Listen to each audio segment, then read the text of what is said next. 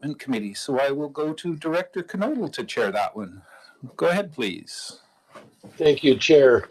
And welcome to the last Planning and Development Committee meeting of 2022. It's gone by fairly quickly. I'm looking for a motion to approve the agenda. I see Tim as primary. Is there a seconder? Riley is seconding. All in favor? Any opposed? Seeing none, motion carries. The first item on, and actually the only item on today, is the electoral area planning meeting for APC meeting. To enlighten us, please. Did he call me? Was that me? So. Thanks, Mr. Chair.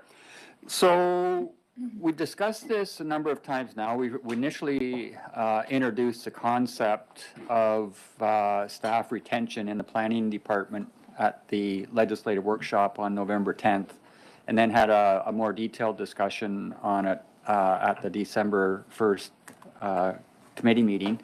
And we believe we're getting closer to something that is hopefully acceptable to all as far as how the future operations of our advisory planning commissions are going to work. So the other issue is while advisory planning commissions are not mandatory, once we establish them, they're wrapped in regulation. So we have some other documents that will need to be changed once we figure out how we're going to proceed in 2023. So Mr. Garish is here. He's going to have another discussion. We're not at the point where we've got a recommendation yet, but we're hoping to get moving on this so that we can then proceed in 2023 with the adoption of the schedule and get to the appointments of advisory planning commissions and move forward in getting them back into operation. So we'll turn this over to Mr. Garish, Mr. Chair, and he can present his slide deck. Thank you very much. Mr. Garish, take it away, please. Great, thank you. Just getting the slides up.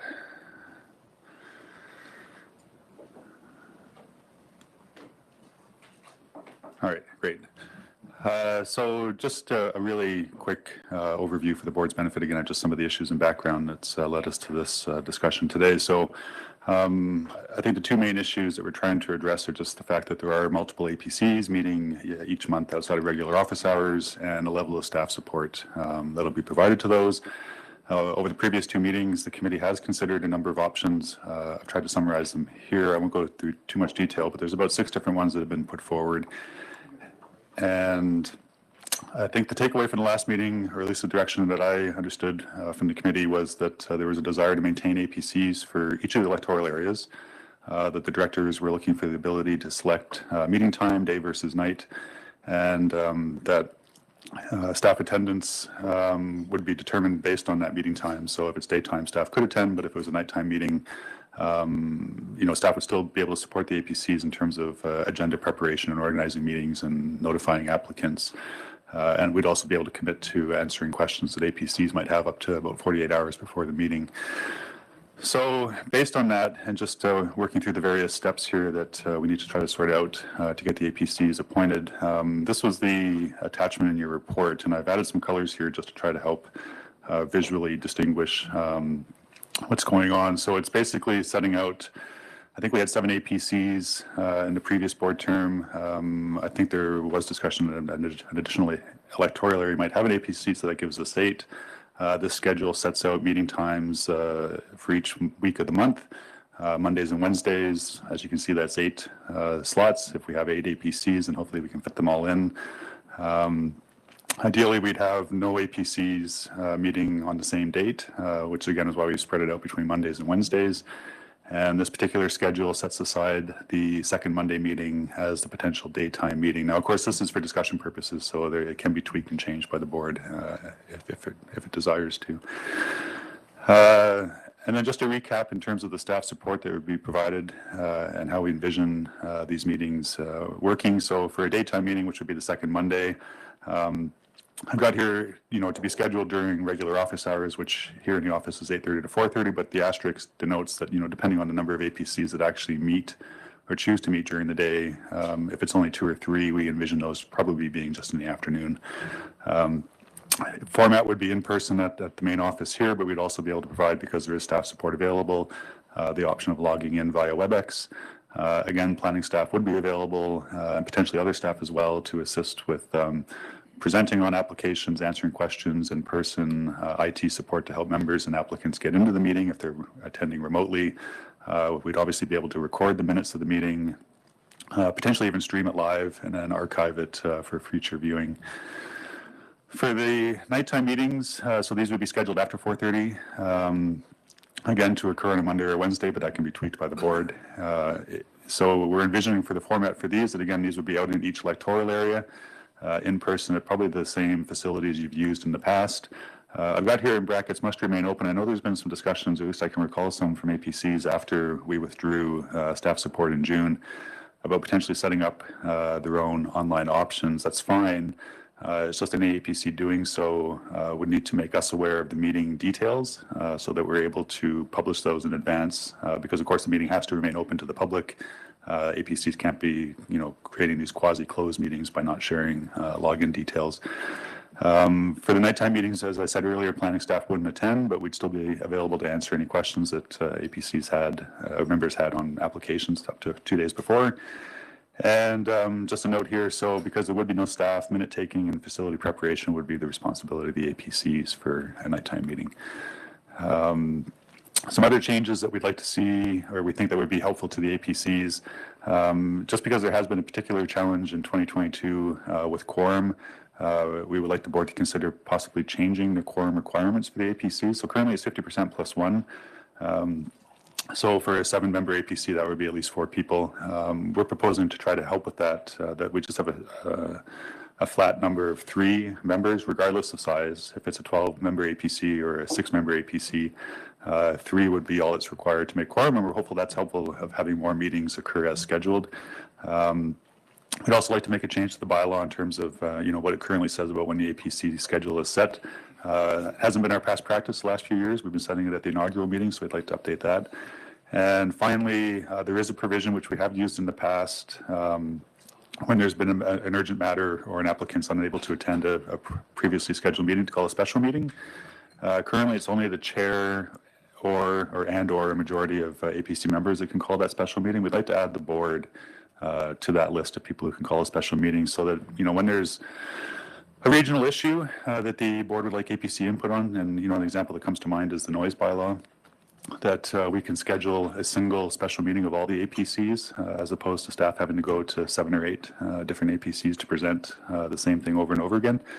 So that's one change. And then with the policy, I guess we've already done the policy. So next steps, depending on direction and preference from the board today, we would obviously have to, sort out which electoral areas will be meeting on which dates, initiate the amendments to the APC bylaw and policy.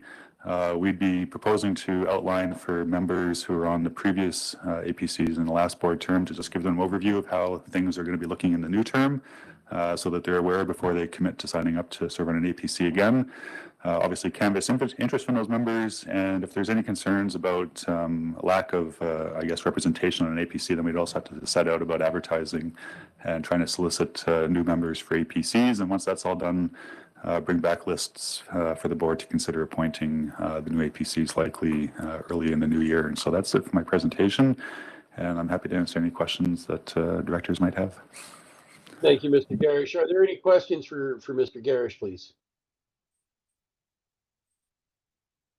Not seeing any hands at this point. Director Monteith has one in the boardroom. Through the chair, I just wanted to mention that Caledon APC, or Area I APC, sorry, we're moving to a new location as well as a day. So we're hoping to get Mondays evenings, and we're going to meet at the Caledon Fire Department, and hopefully in a hybrid format with a smart board. Fingers crossed. So just want to share that. Thank you, Director Martin. Any other questions?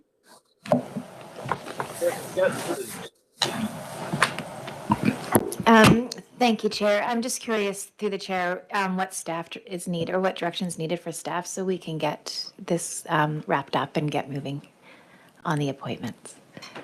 Mr. Garish, please. Well, honestly, I'm just hopeful that the board's supportive of the proposals. There's the draft schedule that's before you today, so hopefully that's acceptable, and as well the proposed changes to the policy in the APC bylaw, so that's acceptable too. I suppose a resolution of support for that, and then we would use that as the basis for moving those forward and trying to get the APCs appointed. Okay, thank you. I can make that motion, supporting what's been presented, and if somebody wants to second it, great, thanks. Oh, sorry. Go ahead, Chair. Thank you. Director Roberts, is that a second? Very good. Any other questions? Seeing none from the board, I'll call a question. Director Taylor had his hand up. Oh, my apologies, sir. Director Taylor? Yeah, can you just review the nighttime slide, please? Mr. Garish, please. Sure. Danny, are you able to help me with that? Just get the PowerPoint back up.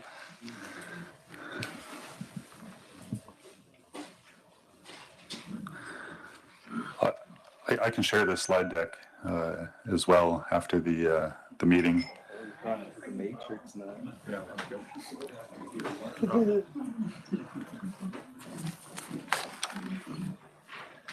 No, down. This one? Just the slide for nighttime. Oh, okay, sorry.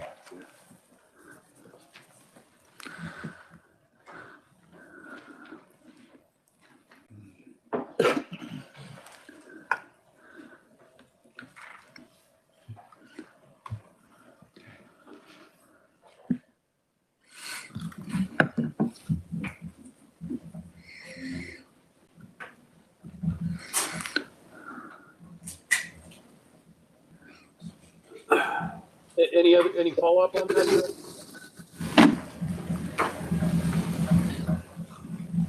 Might have to express that verbally. No further follow-up. Very good. All right, any other questions for Mr. Garish? Yeah, I just have one more question, Chair. Director Gettins, please. Thank you. And just to confirm, when we have a time set, so with Area F, they're interested in daytime Monday. I've had a few requests to have it over lunch hours so people who work can come and join us. Will that time be consistent for each area? We can certainly work towards that. Yeah. Thank you. Any other questions? And I haven't got the view of the board back yet, so I'm kind of working blind here. There we go. Not seeing any hands. Let's call a question then. All in favor? Any opposed? Seeing none, motion carries. That brings us to the end of the APC or of the Planning and Development Committee meeting. So I will adjourn the meeting and turn it back to Chair Pendergraft. Thank you very much, folks. Okay, thank you, Director Knodel. Next committee is the Protective Services, and I will go to Director Roberts to chair that one. Go ahead. Thank you, Chair. I'd like to call the meeting of the Protective Services in order for 2014. Could I have a motion to accept the agenda? I see Director Bush and Director Knodel. All in favor? Okay, accepted. Thank you. And see that we have a review of the Regional Emergency Management Program. Could I hand this over to CAO? Thanks, Mr. Chair.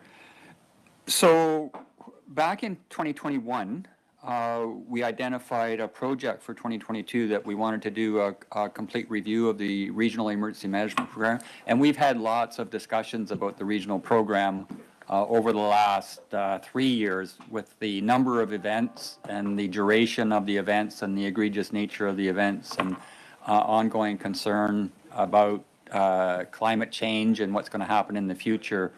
This is going to be a good time for us to review that. So we wanted to give committee an update on just where we are We had several discussions about the terms of reference for the study, and we finally did adopt those at the board in August of 2022. And then, of course, we developed a request for proposals, went out for proposals. We received 4, and we've awarded. But what I wanted to do was just run back into committee and keep you in the loop as well, because obviously the board members will be very involved in the process that's going to commence in 2023. Out of the terms of reference, we've had our initial meeting with the consultants, and out of the terms of reference, we identified that this is going to be a different type of review for us. After every event, we have an after-action report, and really what we're looking for out of those is where can the Emergency Operations Center be more efficient and effective? And we're looking internally, talking with the agencies that are involved and the staff that are involved. And we haven't gone out to the public in the after-action reports because we're looking at the efficiency of that room and how we can make it better. So this is going to be interesting. We know that the public perception is going to be very important in this study. That was made clear to us in those discussions about the terms of reference. So right now, our regional emergency management program is based on the preparedness phase. So under the Sende framework, there's 4 phases. One is preparedness, then response, recovery, and mitigation. We plan for and budget for preparedness. So in our regional emergency management budget that we run by the CAO group, which is the regional management group for emergency management, we look at what can we do regionally as far as training, exercising, coordination, organization, all of those good things that are necessary and required, but we don't plan in that budget for response. So when there's an event, we wait for our call from the Emergency Coordination Center, and we activate, and we get a task number. Everything that goes into the Emergency Operations Center from the regional district point of view, like our staff, that just goes to their normal budgets. So wherever those, we may draw in a planner or a building inspector or an eng tech, most of the managers, it just goes to their normal cost centers. Any overtime, we can charge to the Provincial Regional Emergency Coordination Center, right, PREOC. And we do that through the expense authorization forms. But we do need their approval before we do anything with regard to a response. Obviously, sometimes in those situations, if it's an emergent, we do it anyway and apply afterwards. But nevertheless, they are the approving body on it. That doesn't really work for us as far as getting ready. And that's where we sensed that the board was most concerned was, you know, where are those boots on the ground? Like, who is going to fill in those sandbags when we know a flood is coming? We have areas in the regional district that flood annually. We know they're coming. And EMBC will fund the sandbags. Last year, they stopped funding the sand, so we bought the sand. But there still is nobody really designated to respond on site. And there's that paradigm as to what happens in the Emergency Operations Center is support for the site. If it's a wildfire, BC Wildfire is usually unified command, and they take control, and everybody knows there's, for us, in our area, there's usually more than one fire going on at any given time, and they establish their unified command. So that's fine. And our regional fire departments, where we have them, are involved in each of the incorporated communities. If there's a fire interface near their community, they're involved. But for flooding, we don't really, in a community, it's going to be your public works department. We don't have that sort of a situation in the regional district. We don't have a large fleet of heavy equipment. We don't have a large resource manpower because we contract most of our capital works for our systems. So the site management is difficult.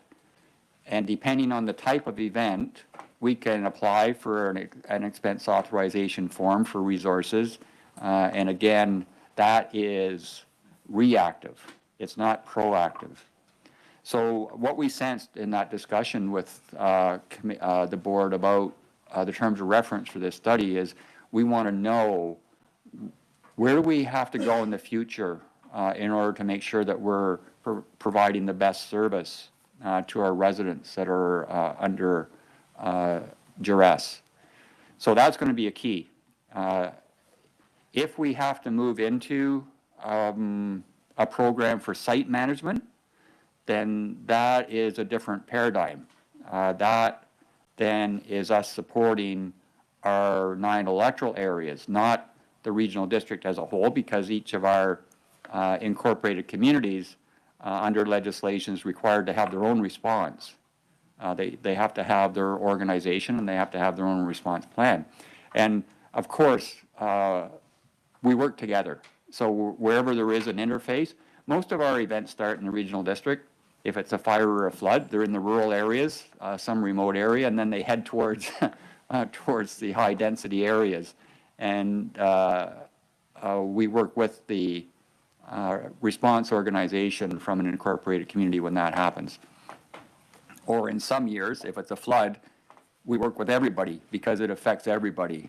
2017, 2018 were good examples of that, where all 9 electoral areas, 8 at the time, all electoral areas and incorporated communities were under threat. And we had the armed forces in, and I mean, it was an interesting dynamic. So those are the key things that we're looking at. There's lots of stuff. We have a real opportunity here to get some good information. We're going to do some benchmarking with other organizations. We're going to see how they provide site management, how they staff, who has the best practices with regards to site management. All that stuff is going to be part of the literature review. But really, I think where we're going to get most of our benefit is the public perception survey. We're going to say, what are the expectations of our public? We've always assumed that they don't want to pay for that, and in some cases, it would be very difficult for low-density areas to pay for that. But we'll find out. We'll identify that, and we'll ask perceptually if they're willing to pay for that, and then we have to decide who would pay for that. If we're going to site management, that's more of an electoral area responsibility. So that'll be good. And they've got a really good program and a good team to do surveying and quantitative analysis and that sort of thing. So we'll get good information from that. The site management part, we think we'll get good information on that as well. Sundog Solutions was very involved with us in 2017, 2018 from a site management perspective in those floods and since in fires as well. The structure of our emergency management organization, we'll get some good information on that as to what should be regional, what should be local, and who pays for that. If there is opportunity for sharing, we'll find out what's going to happen on that. Right now, we have sort of an informal understanding. We just know if there's an event in Karamias, we're going to work with the village of Karamias because they don't have the human resources in order to provide a response. So we know that. With the city of Penticton, they've, since the 2021 fire, they've upgraded. So they have a permanent emergency program coordinator, and they've advanced their planning on that, and they have a good team. And in the exercise that we did this year, we can tell they're organized for that. Princeton now has an emergency program coordinator. I see Oliver is just advertising for emergency program coordinator. So this is all advancing as we change, and we know we have to because of the climate change and the types of events that we're getting. So this is a great time to be doing this study to set up a foundation for it and for us to look to the future. In the end, we want to know, are we just doing preparedness? Are we going to move into recovery? Response? Are we going to start planning for recovery? We will if they give us money. After the atmospheric river, there was a large provincial program that had grants for recovery managers. And yes, we participated in that, but we only do if we get money. And then the mitigation part, we've known since 2017, 2018, that whole park rail system, the Similkameen system, like that is millions and millions of dollars worth of work in order to mitigate potential damage out of that. So we had 4 proposals to conduct the study. We went through our normal rating process on that. We selected Sundog Solutions, who has a good team, and we're going to be working closely with them because we want to make sure we get a good result out of this. And they'll be back regularly to report out. So contracts awarded, we had the initiation meeting. They're going to be starting with their literature review right now. They're already collecting documents. That is always the first part, is that literature review, but they'll also be starting to develop the questions for the perception survey, and we'll make sure that that comes back into committee for discussion, that we're asking the right questions of the public. And we hope to have this done by sort of mid-April. We'll hope to have information prior to that because we know if it's going to be a flood year. We started in March before. March and April are usually where we're susceptible. So we think we're moving along at an appropriate rate, and that will end up with a good result out of this. So that was the report, Mr. Chair.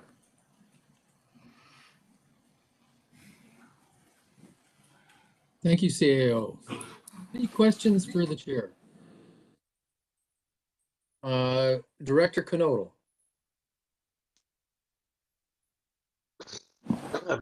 Pardon me. Just one question. I didn't see anything addressing the drawdown of regional district staff during an event, and that's obviously affecting us considerably. Is there going to be any discussion on how to mitigate those effects? Yeah, that's part of it. We'll do literature search. Part of the literature search is to look at the activations over the last 5 years and see if there is a trend line there. And but really, to tell you the truth, if we get a call from the Emergency Coordination Center and we have to activate at a level 3, we're dropping tools and we're going into the EOC. That's just what local governments do. Every local government has that obligation. If your citizens are under threat of life or property damage, you respond. And I know that's an impact on the organization, but that's just the way it is. Thank you, CAO. Any other questions? I think I see everybody. Okay, I'm not seeing any. And that there's nothing else on our agenda. Therefore, could I have a hand for adjournment for the protective services? I have Director, there we go. Sorry, Director Coyne and boy, this is hard. Director Knodel. There you go. All in favor? Perfect. The white backgrounds, everybody's hands are disappearing. It's hard to But that background does make a difference on what you can see. Okay, thank you, Director Roberts. That brings us to the Corporate Services Committee, and I chair that one. So looking for a motion to approve the agenda. Moved, seconded, thank you. All in favor? Perfect. Any opposed? Motion carries. We have two items on the agenda, the first being a delegation from the RDOS Communications Department. CAO, do you want to start us off on this? Yeah, more and more local governments are understanding that communications and citizen engagement is very important for all local governments. It's administratively, it's probably one of the most prolific growing professions in local government, and has been over the last 5 years. We started our program about 3 years ago, and we made a lot of headway on that, certainly during our, as far as our relationship with the Emergency Operations Center. Communications is extremely important there too. We're continuing to work to improve that. So we thought we'd bring our communications supervisor in to present what he's going to be doing over the next year. Is that right? Okay, thank you. Go ahead, Mr. Thompson. Thank you to the chair. The following presentation we prepared is an overview of the RDOS communications section. My name is Eric Thompson. I'm the communications supervisor, and I'm joined online by my colleague Jessica Brown. Our other colleague is not with us today, Sarah Foss. And during this presentation, we'll look at some of the key roles and responsibilities of RDOS communications. We'll provide information about public engagement. We'll also briefly discuss media interviews and public speaking. Popular topics. We've prepared 26 slides. The presentation will take about 20 minutes, but if it all goes well, it'll feel like about 13 slides. We're happy to answer any questions during the presentation, and we will have time for Q&A.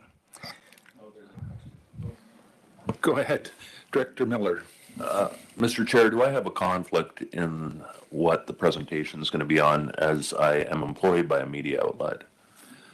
I wouldn't think so, but CAO? It is the responsibility of each member to determine if they're in conflict.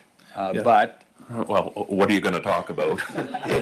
If the media interviews is more tips for directors in speaking with the media. So it's Yeah, it's not. I doubt it I don't because think you're it'll not do it. requesting money or anything like that, so. yeah, it's very high level. It's not, we don't dig deep into, and it's a very small part of the presentation. we aren't going to be discussing advertising, Mr. Chair, and I don't think there's a conflict. Yeah. Okay. If you start to feel uncomfortable as something's discussed, you got the option to step out then, so. All right. Go ahead. Thank you. You can all see the slideshow there. RDOS Communications is, well, maybe you can't. We'll have to make it full screen, I guess, for our participants at home. Wait for Danny on that one. But in the meantime, RDOS Communications is part of the Legislative Services Department, and the communications section is overseen by Christy Malden, Manager of Legislative Services.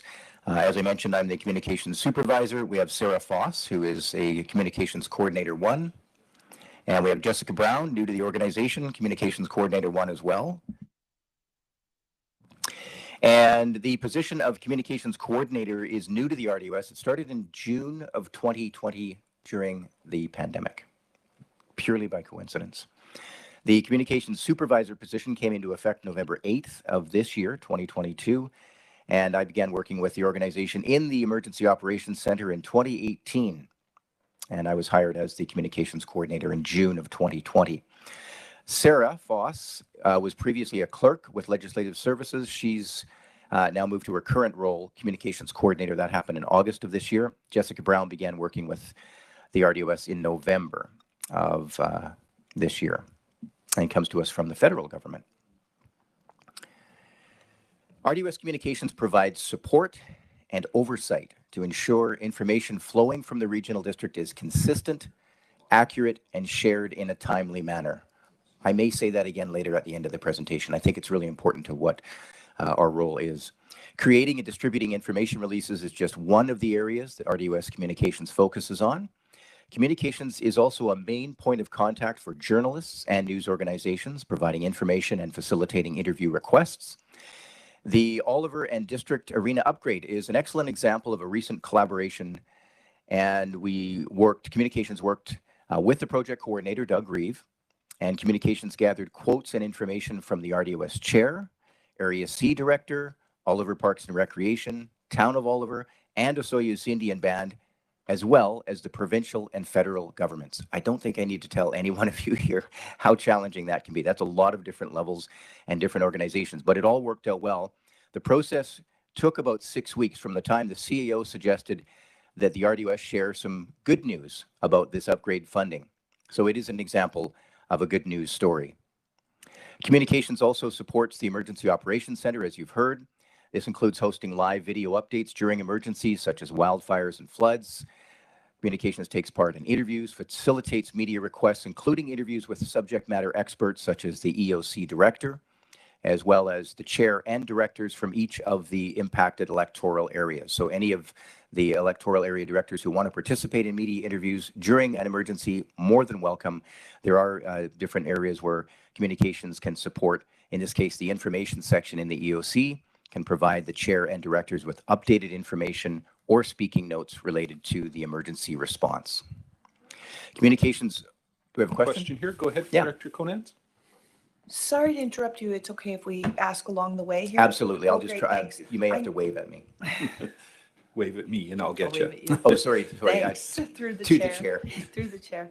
I know this is probably a really obvious question, but why is it that it's not Oliver using their communications? For example, if we did an upgrade on an arena in Penticton, would we be using RDOS communications along with our own, or is Oliver, it says it in district, but could you explain that for me? If that made sense. Go ahead, Mr. Thompson. To the chair, in this particular case, it is a regional facility, and it was the RDOS that initiated the information release and worked to collaborate to create that information release. Certainly, the town of Oliver could have created one and may have asked for a quote from the RDOS. This was just a particular project that, because it was regional in nature, the RDOS took the lead on putting that together, but it's not written in stone that that would have to happen that way.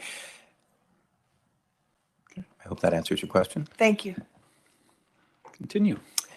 And again, to the chair, we'll continue on. Communications also supports intergovernmental and Indigenous relations. We've been working to coordinate a C2C or community-to-community event with local Indigenous communities, and that process is ongoing.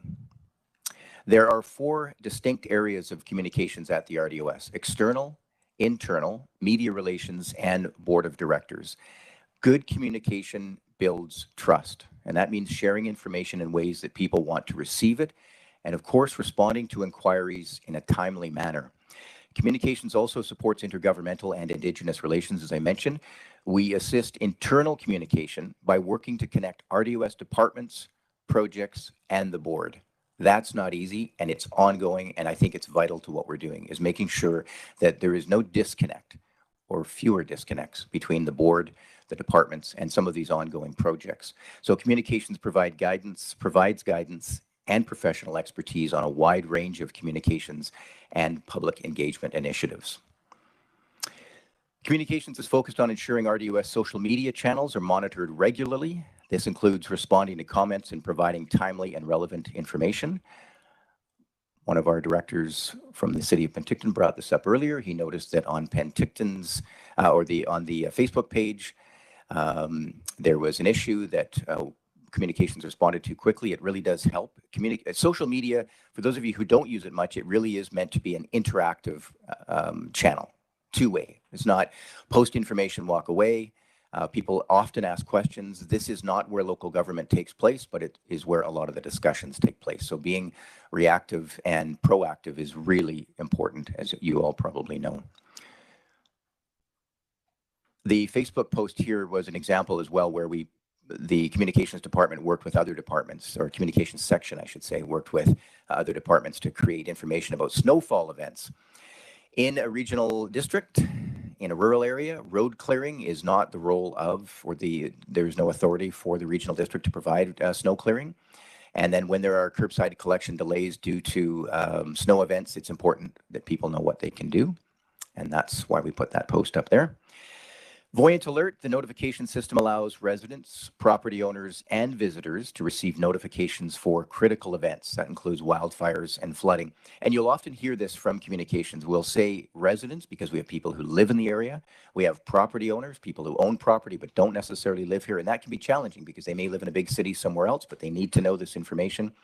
And then, of course, visitors traveling through the area who need to know what's happening with regard to any types of emergencies, including day-to-day communications such as garbage and recycling, water and sewer notices, and also public engagement opportunities. So once you've registered with Voyant Alert, you're automatically signed up for all routine and emergency notifications.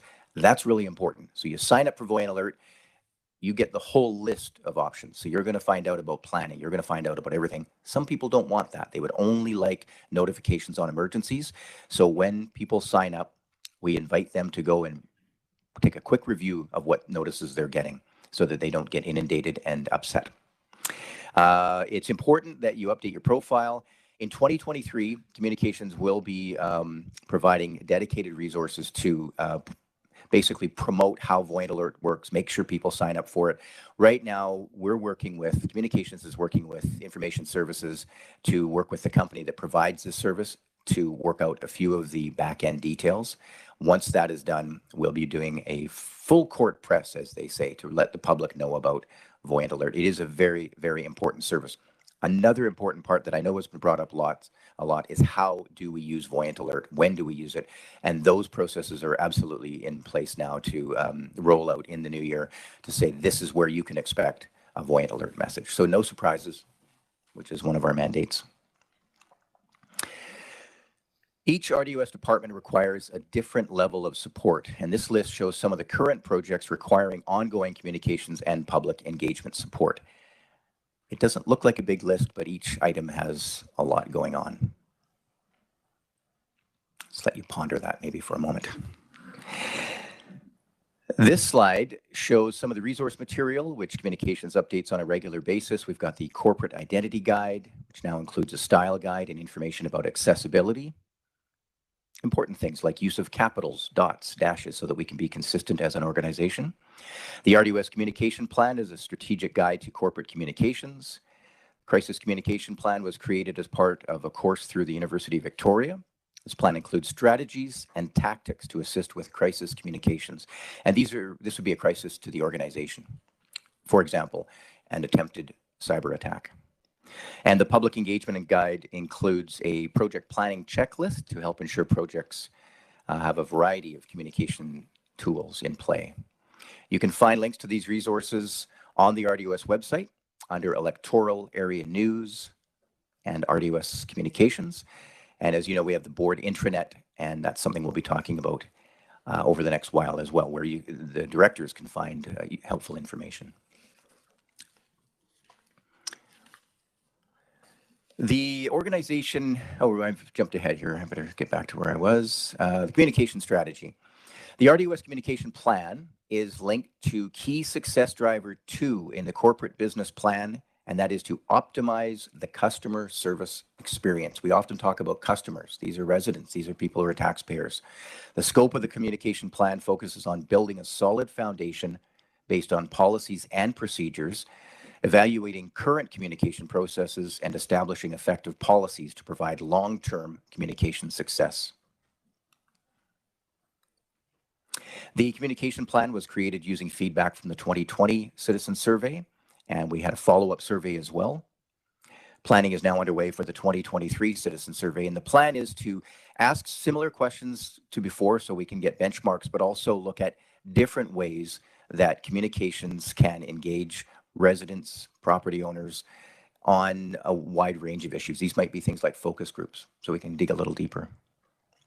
Two-way communication is a key pillar of this plan.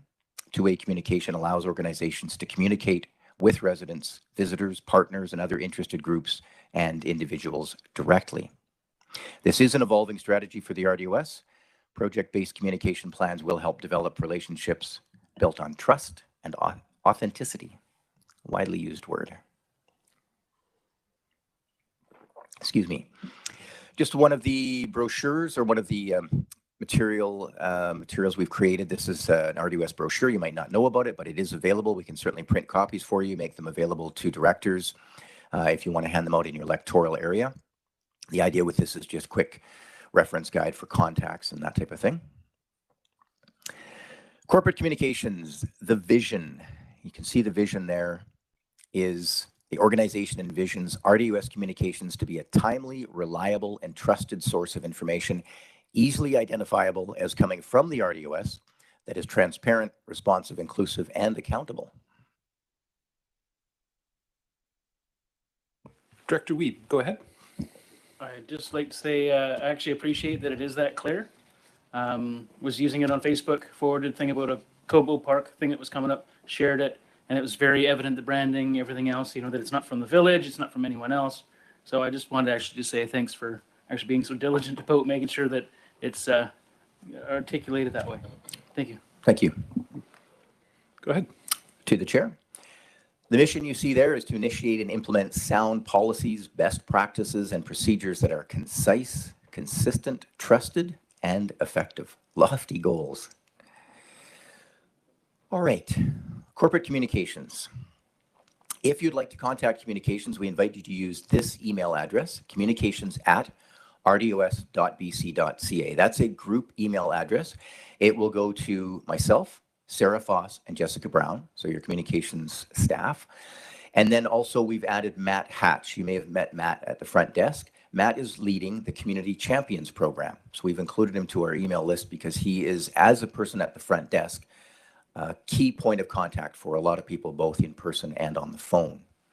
The Community Champions program works in collaboration with Recreation, Emergency Support Services, and Fire Smart volunteers. Members of the board are encouraged to nominate community champions in your area, and we will be sharing more information on that in the coming weeks. We've talked a lot about community champions. It is now launched. So the idea is we have a terms of reference. We try to keep it so that a community champion who might be involved with emergency support services or Fire Smart or Recreation, there is communication so that we know that, for example, one person may be involved in all four of those groups. And the short version of what a community champion is just simply someone in the community who can share information. And it is especially important during emergencies. Someone who could go out to the local bulletin board, and in the bulletin board we've identified as being one we're allowed to post on, stick up a notice. And, you know, I appreciate, and everyone in the organization, I believe, appreciates that not everybody is looking at a computer all the time or a phone. They want to see things in person, and that's how some people might not have the luxury of internet. So to put it on the internet and send it out there, but forgetting that a bulletin board or non-digital means is available is important to never forget. At this point, are there any questions before we move on to public participation? Go ahead, Director Gettins. Thanks to the chair. I'm glad to hear about the void alert policy and kind of getting that tightened up about expectations. And when it comes back to the board, it would be great to see which department uses Voyant and how they use it and that timeline associated with it. We just had an experience in Area F where a development variant wasn't used by Voyant, but I know that particular type of application would have been of interest to the larger community, even though there were letters sent to the close neighbors. So just having some of that so we as directors can review it and make sure it's aligning with what our community is expecting would be really helpful. Okay. Director Monteith, go ahead. Through the chair, is it possible for the Parks and Recreation, when they're sharing, say, the recreation guide, those sort of things, that it could come from a brand? Because right now it's being shared by staff and it's being overlooked.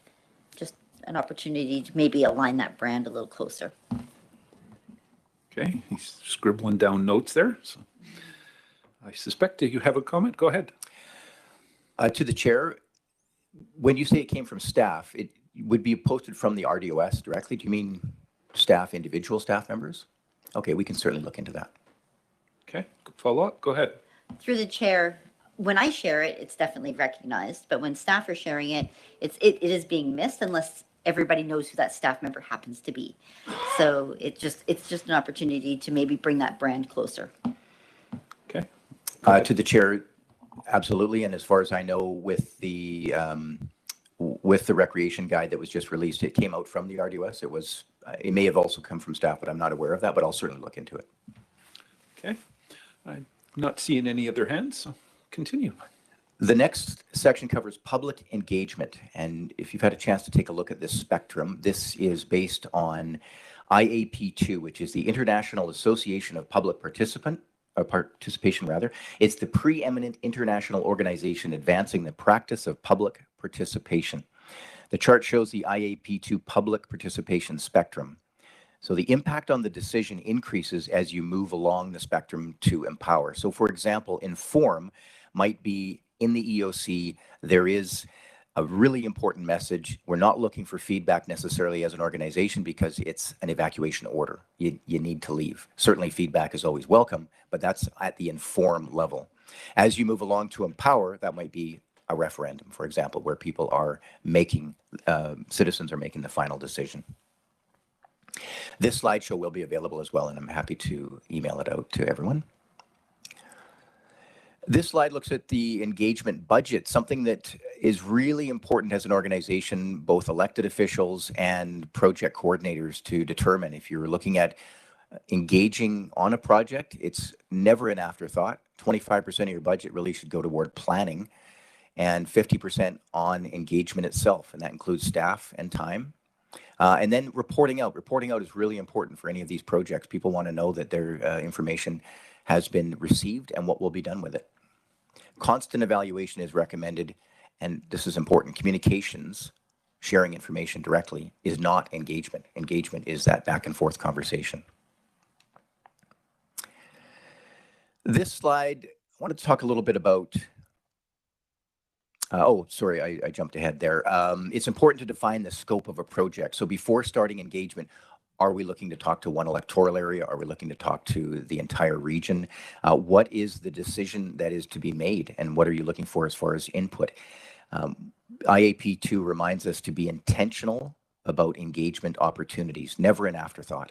And as communicators, we need to remind ourselves that not everyone experiences the impact of a project in the same way. We have to look at our biases, which is why processes need to be nimble to include everyone who wants to participate can. Scalability is important. A few final thoughts on public participation. It's important to engage early and often. Engagement, again, is not the project. We do engagement to make better decisions.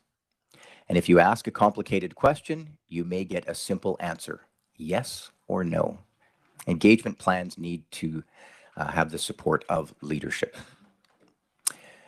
Now, very quickly, we'll move to interviews and public speaking. I added this because a while back, RDOS Communications created a list, I guess it was like a collection of slides and information for staff on speaking with the media in case you're doing interviews, and also public speaking, which I always try to remind myself, for example, to slow down and speak clearly and enunciate. It's too easy to talk really fast like you're talking to your friends. We don't want to do that. So, and this is a reminder for all of you because most directors will be speaking with the media at some point. The keys to a successful interview or public presentation include developing and delivering accurate and timely information in a confident and knowledgeable manner. So it's important that you know your information, be clear about the facts and details, know your audience, understanding who the interested or affected parties are, and be confident and stay in your lane. Staying in your lane means limiting your comments to your electoral area or your professional expertise. It's important to note that individual directors or staff don't speak on behalf of the board. That's the job of the chair, as you all know. And also another reminder, don't get drawn into commenting on areas outside your comfort zone. No comment, in my opinion, is not an answer, not a good answer. Offer to get the information and direct inquiries to RDOS Communications. If you don't know the answer or you're unsure about what to say, offer to get back to the reporter or whoever it is that might be asking those questions. And a few final thoughts on public speaking. Again, I mentioned this already. Speak clearly and slowly. Casual and conversational is always better than robotic. Remember to breathe. Breathing can actually help lower your heart rate if you're nervous. It's amazing if you're heading out on stage and you just take a moment to breathe. It can help settle your nerves. Remember to smile, depending on the topic, of course. Pick up your energy. That's always really important. Think of the stage where you're at the back of the room and someone's on a stage for a live theater presentation. If they're kind of talking like this, you won't really get it. But if they lift up their energy a bit, it can actually make a big difference. Positive body posture is important, and of course, proper grammar. A few final thoughts then. RDOS Communications, I mentioned this earlier, provides support and oversight to ensure information flowing from the regional district is consistent, accurate, and shared in a timely manner. And to do this at a high level requires a team approach with support and collaboration from the entire organization, including elected officials. I'll leave you with a final thought. I was reminded that I should talk about gaps and challenges. It's all great. We're doing all these wonderful things.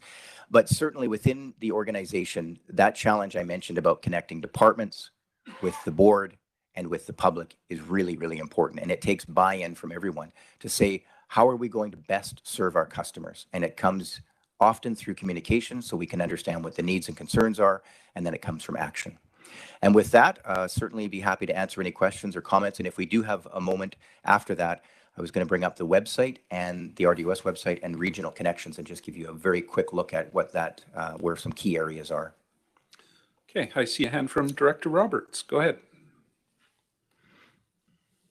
Thank you to the chair. Eric, really love all the work that you're doing and really appreciate the clarity from a lot of the programs and the information coming out. My next question, I gather now, is leading into what you're planning to talk about next. I'm wondering how you work collaboratively with dealing with the RDOS webpage. It is streamlining, I see, but at the same time, it's sometimes when you've directed people right to it, they've had a challenge with getting to specifics.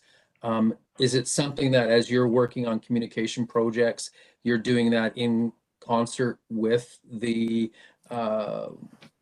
with the website as well? Thank you. Go ahead, Eric. To the chair, absolutely, Director Roberts. The key right now is to look at every process and every public-facing document, website, all the resource material. With the website, it will be something in hopefully 2023 that we are turning our attention to rebuilding. That website is still new-ish, but a lot of work needs to be done to make it more functional. What we do try to do in communications, and we encourage departments to do as well, is make information easy to find. There are opportunities for us to go into the website, and for example, there's a scrolling banner. So we'll put a banner that says missed garbage collection. So when you go to the website, it's one of the first things you see. Thank you, Danny. And if you scroll down to take action, that take action tab is fluid. We can adjust that as we need to. So for example, RDOS Regional Connections, it's a project website. That's where all of the projects, larger projects take place. We want people to know that's where you can find that information. Road clearing and rural curbside collection. That was an information release that went out recently. Someone may have missed it as an information release or a social media post, so we put it on take action. And then of course the budget consultation will start soon. So that's one way, Director Roberts, that we're working to try and make information easier to find. Okay, thanks. I see a hand from Director Miller. Go ahead. This is specifically to public engagement. You acknowledge that not everybody uses the internet, and I would presume maybe 10% of senior-aged people don't. What steps are taken to get valuable information to those who either don't use the internet, or in the case of some seniors, are unwilling to learn the internet and are fine going the rest of their lives without it? So what is done for those people? Go ahead, Eric. To the chair, that is an ongoing process. And as I mentioned, focusing on non-digital communication, a poster, for example, if we put out an information release, it's been posted everywhere, and someone's not on the internet, they won't see it. But if we know that it's really important, for example, like the snow clearing or mist collection, and we put it up on a bulletin board, that's where the community champions can help. There are other ways we can do it as well, and local media supports that. So when an information release goes out, we may make a call to local reporters to say, well, this is really important, and this happens during the EOC activation. We'd like to try and get this information out to people. Often people will find information about local government by reading a story in the local newspaper. So that's one other way, and it's we're talking about printed newspapers as well. That's where a lot of seniors are getting information. And then, of course, with community champions, they can reach into Christy Malden often talks about a coffee clatch, a group of people who get together and talk, and that's where information is shared. So if a community champion or even a person who's part of that group shares that information, those are ways that we can try to encourage people to share it.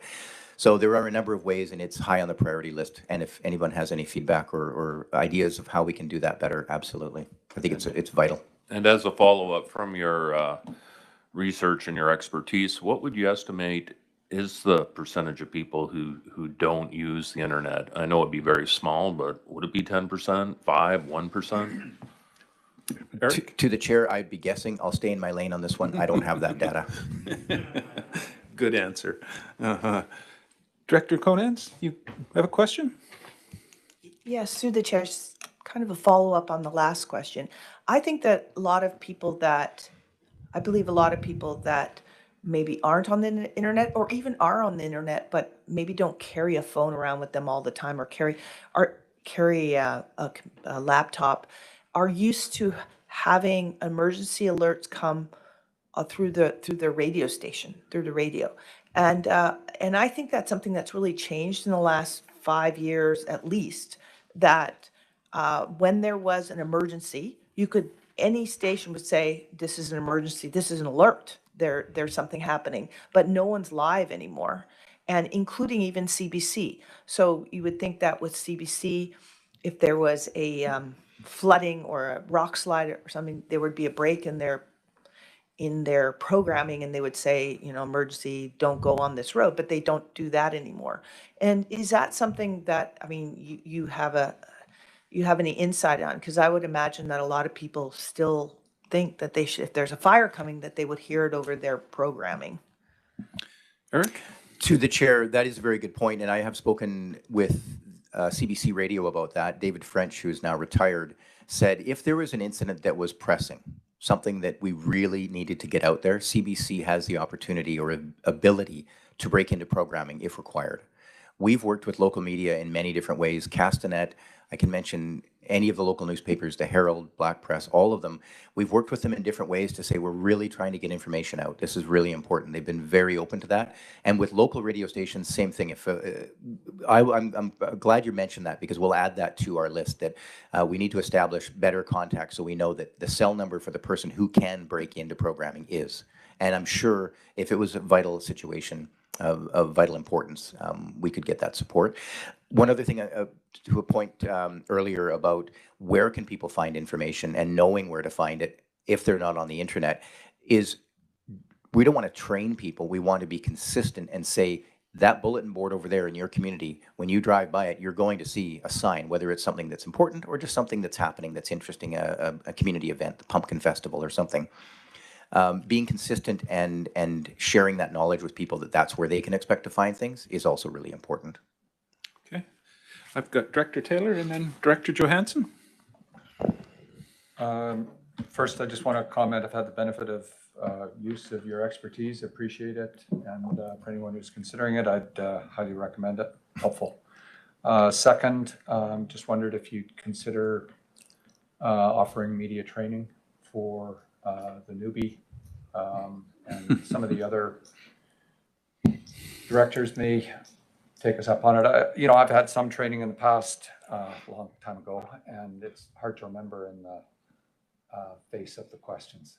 And the questionnaire can be very skilled and get you off out of your lane. Okay. And then my last point would be just to community champions. I'm in a strata. We have a lot of absentee owners.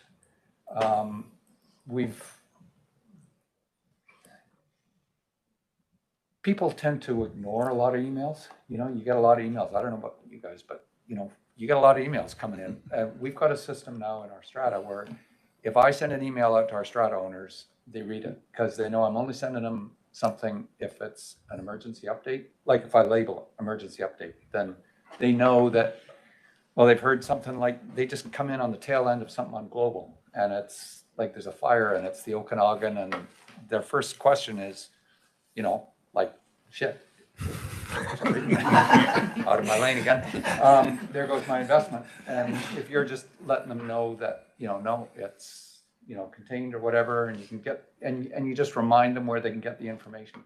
Most people are only affected by emergency once every couple of years. You need to get reminded that this is where you can go for key information. Okay. So Stratas may be a potential avenue for champions as well. Okay. Mr. Thompson? To the chair, I met a couple of days ago with Chris Garish from planning to talk about this. Excuse me. When messages or notices go out about planning issues and a strata building is involved, the list of owners reads like who's who in America. In some cases, there are people who don't live there, but we know that a resident lives there, but now we can't reach them. So that's what we talked about. We need to do better as an organization in reaching those people. And it might include making a call to the strata manager or sending an email and developing those relationships. It's vital. To your point about media training, we can do that anytime. We'd be happy to. One quick note I can give you right now, a little takeaway. Consider all microphones live at all times. Uh-huh. Director Johansson, go ahead. Thank you, Chair. I'm not sure, I feel like I have a question rolling around in my head. It's back in there somewhere, but as a mayor representing Town of Oliver, and there's other mayors in the room, we get called on for comments, especially during natural disasters. Sometimes it's projects that the RDOS is running in conjunction with the town. Sometimes it's projects that the RDOS is running just outside the town, and the media doesn't necessarily disseminate the difference between that. Just wondering if you have any comments on any challenges that you're seeing. I'm not seeing any. I think I try to communicate and make sure I have the information that the RDOS is also communicating, but sometimes there can be two streams of communication going out, and just not wanting to create any challenges or compromises or issues for the RDOS as I need to communicate with the media, especially like with our fire that we had there. I'm sure Mayor Spencer Coyne, with the floods that are going on, there's a lot of people reaching out directly to the mayor and the town as opposed to the RDOS. Chair. Eric? To the chair, excellent point. And the key here is when a media representative, a journalist, or a producer calls any elected official, there are two options. One is you have an existing relationship with that person. The answer that you are going to provide, you're comfortable that you're providing it on behalf of, in your case, you're the mayor, you're more than welcome, of course, to provide that information. What you could do as a follow-up is to let RDOS Communications know that we've been contacted by the media. This is a story. You may want to provide more information, those kinds of things. And also then we avoid surprises. Maybe then we can share with the board that this story is coming out and we know that it affects your area. You may want to call that reporter and participate in that conversation. The other part of it would be, as soon as a media call comes in, the other option is to simply ask them to go through RDOS Communications, because then we can, and it's not to control the situation by any means, it's to make sure that you have the latest information, especially if it's regarding the Emergency Operations Center, because you as an elected official might have old information that was, and old could be 5 minutes ago, because things change very quickly there. So if you're not comfortable with providing an answer, or you would like a bit more information, if you can go through communications, we can hopefully, we might just say we have nothing further, and thank you for letting us know. But so there's a few things to keep in mind, I think, there. Okay. Oh, go ahead, Director Federico. Thank you, through the chair. I have a few questions. I'm going to try and roll into one. How do you see board members supporting communications and public engagement? So like for me, I have my IAP too, so I may have a different idea on how I want to reach the public. So is that just kind of a general conversation between us and how, you know, we want that to roll out? And then kind of included in there is, on the communication front, most of us have our own social media ways to connect, or like for us, example, in Naramata, we have My Naramata, which is a huge source for info. Wouldn't necessarily expect that staff are going to take the time to post in all of the different areas and all the different side groups. So how do you sort of see us as board kind of communicating then with the public? Eric? Sorry. To the chair, to your point about IAP2 and public engagement, a key part of what IAP2 talks about is in the early stages of any project, you have a meeting. So you talk about what the project is, what the communication expectations are, and then make sure you have buy-in from leadership, from management, and from elected officials. And that includes possibly picking up the phone or inviting an elected official to discuss the communication plan. For some people, that might not be necessarily the way things would be done. But if a communication plan is set in place early on, that whole project goes through, and you have someone come back from staff with a report, you can confidently look at that and say, we understand and we know what engagement was done. We all agreed on it. As opposed to, what public engagement did you do? Oh, you missed steps A, B, and C. You didn't talk to that community group. We can't make a decision on that. You'll have to send it back. So that's the idea, is the early discussion. And then as far as sharing information, ideally what we would do is share information from the organization. So a director, for example, if you have a Facebook page and you would like to share information from the RDOS and put your own comment on there, that's probably the best way, because now we have consistent information. And one of the things we don't want to do as communicators is only touch on one area. So we put it on Facebook and that's it, because we know that not everybody's on Facebook. So we try to, as an organization, cover as much as we can. So you mentioned an online publication. That's one way of reaching people. It's important. And this is where conversations just over the phone or email can help. We might recommend, that sounds like something that you would want to poster at Wharf Park, for example. Okay. Gosh, more hands coming up. Director McCordoff and then Director Holmes. Thank you very much. I think that as mayors and perhaps chairs and, directors, we get asked questions quite often and about something that we might not feel comfortable answering, or it's worded in such a way that it puts you kind of on the spot and you have to think twice. So what I have tried to do is say, I'm not sure about how I should answer that. And could I have your phone number, and I will get back to you. Gives me a little bit of time to think about it and figure out who I should contact to get the information. And I do always try to phone back, because I know that that's important to follow up on it.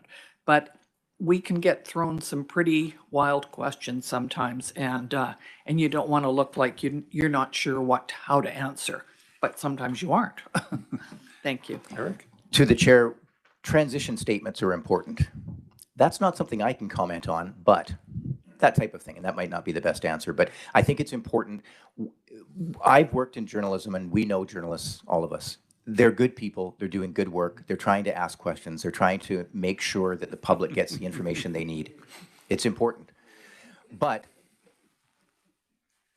when a question is asked that you're not comfortable with, it's important to know what else you can say. And that's maybe where you just need to stop right there and say, listen, if you don't mind, I'm going to get back to you. Can you email me the questions that you have? Obviously difficult with television, but they can still do that. But you can then prepare, because that's what we're trying to do as what you're trying to do as elected officials, is best prepare for the questions that they have. You want to give them as much information as possible. So taking a breath is important, and not necessarily just reacting and provide. You don't have to provide an answer right away if you're not comfortable.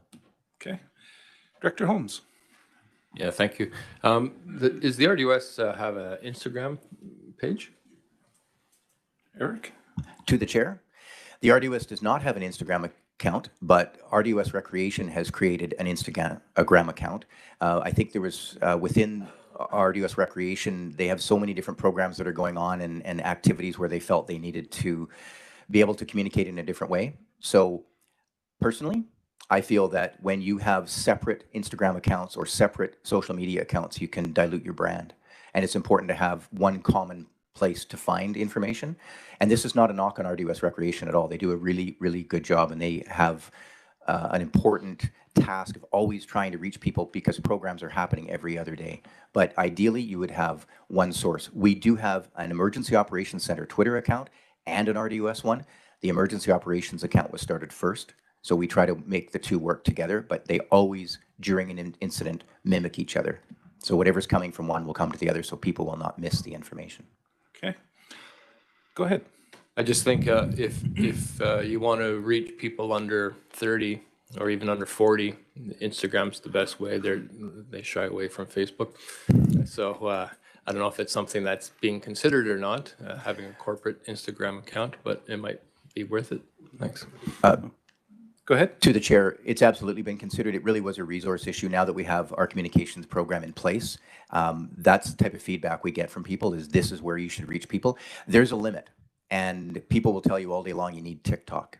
I personally don't agree with that, and there are challenges with TikTok. But I think when you're talking about the big three, Facebook, Twitter, and Instagram, absolutely. But we didn't, as a communications section, want to go down that road of creating yet another account and then not operating it properly. Instagram is very visual. We have people in place now where I think we can do that.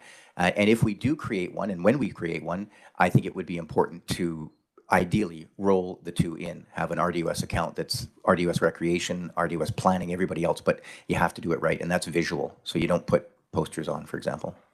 Okay, I've seen one more hand from Director Gettens, and then if we could move on. Yeah, thanks, Chair. Just really quickly, I think that was a good point about the RDOS, and then there's the recreation and regional connections, and then the EOC accounts. Like, there's a lot coming out of the regional district, and I think that is a challenge. It's a challenge for me, even when citizens ask, "Oh, where do I get the information about Mariposa Park?" I have to go and think about that for a minute. So just explaining the different roles of those different channels, I think would be really helpful. And then as far as like with the Instagram, and I agree about the demographics, but I really do think that Voyant is the way that is the best system to have, because people are asking for what they want and they're getting the information. They can choose that regardless of their age, and it just gets to their landline, or it just addresses so many of the issues. So I'm excited to see Voyant kind of get a little bit tighter for the regional district and just more information on what the different channels are and what they're for. I think it's important. Okay. To the chair, I'll just leave you with, we're driving the bus now instead of being passengers. I think communications has been an evolving process here at the RDOS, and now this kind of feedback from the public, what other people are doing in other regions. I should mention, once a month, the Regional District of Okanagan-Similkameen coordinates a regional district communicators teams video meeting. So we talk to people across the province, and we inherited that from someone else who left their organization. It's been invaluable. We talked about things like dumping material in areas that are rural and how to combat that. And we've talked about sharing resources so we all have common messages. So if all the regional districts in the area are saying the same thing, it's a good chance you're going to reach people with that message. Okay, well, thank you. Good presentation, and always a pleasure to hear we're improving in there. So thank you. It's nice. Thank you. One more item on the agenda, and that's with the SILGA resolutions. I'll go to the CAO. Thanks, Mr. Chair. So just a reminder, the SILGA 2023 conference is in Vernon on April 25th to 28th. They have sent out a note inviting resolutions to go on the floor at SILGA. We have a deadline of February 24th in order to get those in. So we will be back early in the new year to committee with this. But if you have ideas that you want us to flesh out as far as a resolution that you'd like to get before the board, all resolutions that go to SILGA have to be board approved or council approved if you're from an incorporated community. So if we get a heads up on that, that would help us prepare. And then we'll also give you some background on what we've had before SILGA and what the results have been in the past as well. But send in your questions if you have any.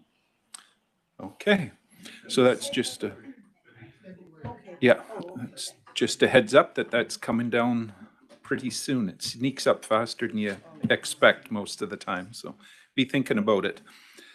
That brings us to the end of the agenda. I think we need to adjourn and move on to the next one. Looking for a motion to adjourn. Moved, seconded, thank you. All in favor? Perfect. Any opposed? Motion carries. Next one on the agenda is the Environment and Committee, or Infrastructure Committee. I'll get this right yet. And I'll go to Director Gettens to chair that. Thank you, Please Chair. go ahead. I'd like to call the meeting to order. It is, where's the clock? 10:19. If I can get a motion to adopt the agenda, please. Thank you. Seconded. Also, thank you very much. All in favor? Any opposed? Excellent. Thank you. We've got one item on the agenda, and our delegation is here. So this is McAlany Consultants to present to committee their liquid waste management plan for Naramata. And I'll refer this over to the CAO, please. Thanks, Madam Chair. And I'll just rip it right over to McElhaney. Great, and, thank you. They'll tell you what they're doing. All right, welcome. Thank you very much. My name is Lee Peltz. I'm the McElhaney's project manager for the Village of Naramata Liquid Waste Management Plan. Have a short presentation here to discuss the purpose behind the plan, the steps we've taken, and the next steps. My colleague, Dragan Rokic, is available online. He was the technical lead and the main author for the report. So he's available to correct me if I misspeak and to step in if any additional information is required or if there's any questions I'm not able to answer. Good morning, everybody. Good morning. Thanks for joining us. To start off, we've got the PowerPoint presentation here in front of you. We're starting off with what is the quick overview of what a liquid waste management plan is, what its purpose is. Liquid waste management plan authorizes local governments to carry out activities to accommodate existing and future development, primarily in the management, recovery, and disposal of treated effluent, treated waste.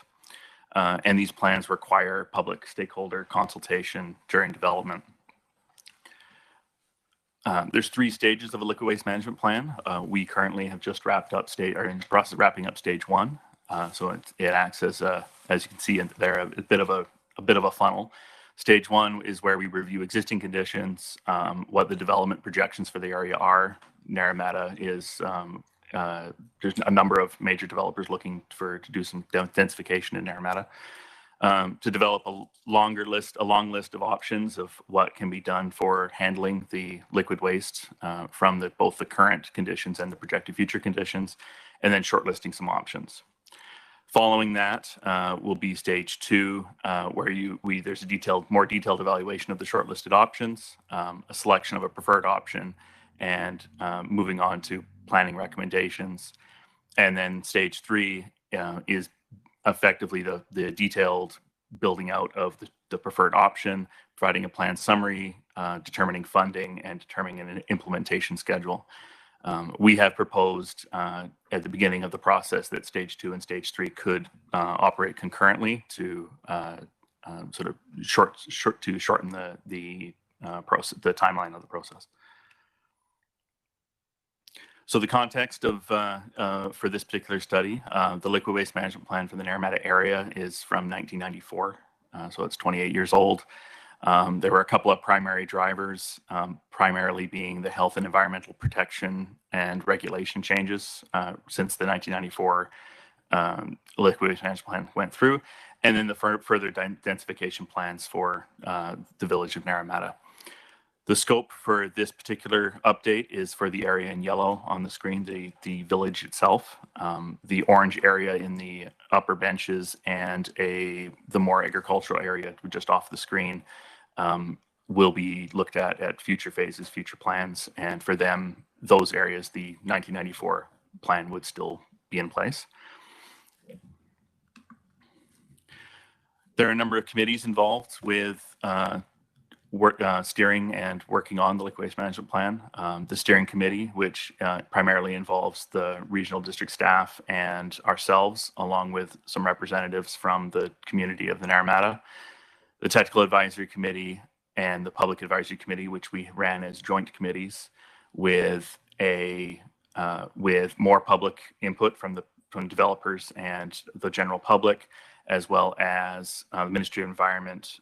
We invited the Ministry of Transportation, although I don't believe they attended, First Nations, and a few other groups.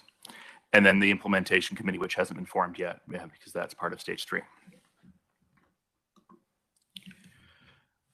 The drivers and the guidelines that run what the liquid waste management plan is required to contain are the BC guidelines for preparing liquid waste management plans, the federal guidelines for wastewater effluent regulations, the provincial municipal wastewater regulations, which is for everything above 22,600 liters of effluent, and then the sewerage system regulations administered in our case by Interior Health, which is for the smaller scale traditional septic systems that you would see for individual lots and small scale developments.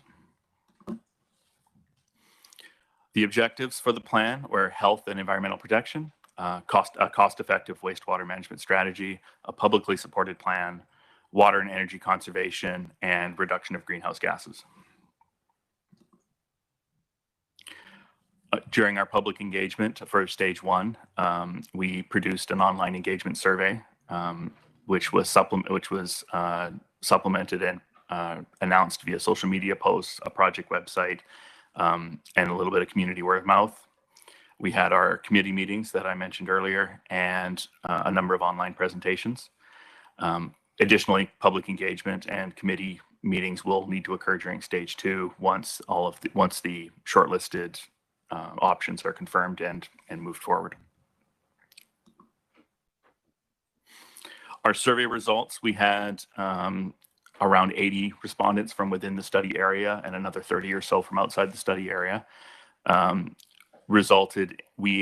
One of the questions we had asked them was giving them a list of what we saw as the options and for them to rank them. The options 1, 3, 4, and 5 are all variations on a community system with different methods of disposing the treated effluent at the end of the day. The number 1 result, and I should say it was a ranked choice voting, it wasn't single selection. The number 1 option came back with a centralized treatment facility disposing the effluent outside of Naramata. The second highest being maintaining the existing private systems, which is what Naramata is currently operating on right now. And then the remaining are effectively variations on how do we dispose the treated effluent. The full breakdown of the results is located in Appendix B of the full report, which I believe has been provided to all of you. So the range of options are do nothing. So continue the status quo of single small-scale private systems. Lower cost options, which involve improvements to those individual systems and or replacement on an individual scale. And then the higher cost options, which is a centralized community treatment system. Further options may arise and be developed and considered during stage 2, depending on public engagement and engagement from the rest of the committees. The brief breakdown, the status quo no cost option is do nothing. This is based on the premise that individual systems have a low environmental impact, and it did place second in the community survey. It requires the property owner to be responsible for all capital and operational costs for their systems. And it's unlikely an option that the Ministry of Environment would approve, given that it's there's no change, there's no improvement, and it doesn't address any of the issues that the Liquid Waste Management Plan was being developed for. The lower cost options, which involve modifications to on-site systems or replacement of on-site systems, are variations on adjusting how these systems are used. Option 2 involves reducing the quantity of effluent and increasing the quality of the effluent on an individual basis through low flow fixtures and cleaning products with low phosphorus content. The third option is the same thing, but with added systems to added controls to their systems allow for phosphorus removal. This has, again, capital expenditures that would be likely responsible for the private owner, in and around the order of $6,000, and then a $300 per year operating expense to add a phosphorus removal module. Option 4 is option 2 and 3 combined. So looking at the same sort of level of costs. I've added a note, the two main impacts on the environment that are typically brought up in the case of effluent removal or effluent treatment and removal is phosphorus and nitrogen getting into the water. Nitrogen removal is not cost effective on an individual system basis. It's expensive and likely prohibitive for individuals to deal with. So it's not being considered for these options. The higher cost options is a centralized wastewater management system of effectively a wastewater treatment plant. The system a sewer network would need to be installed all the sewer effluent would be connected to the individual homes, and the new developments routed to a centralized treatment facility, and then the treated effluent would then be discharged in some manner.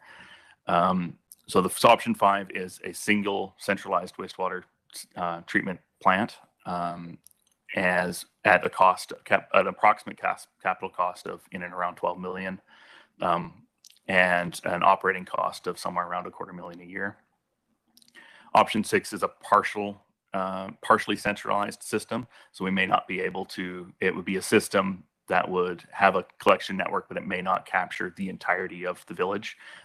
It would need to be targeted for where the highest population is, where the highest planned density would be, and to be honest, where we could find to put a wastewater treatment plant, which is another issue in this particular location. So the on-site systems, should options 1, 2, or 3 go ahead, have replacement costs associated with them that traditionally are handled by the private property owner. They anecdotally, we've been told, and we've seen evidence of, just in terms of the existing systems are fairly old. A lot of them are original to the area and are approaching or are past their traditional service life.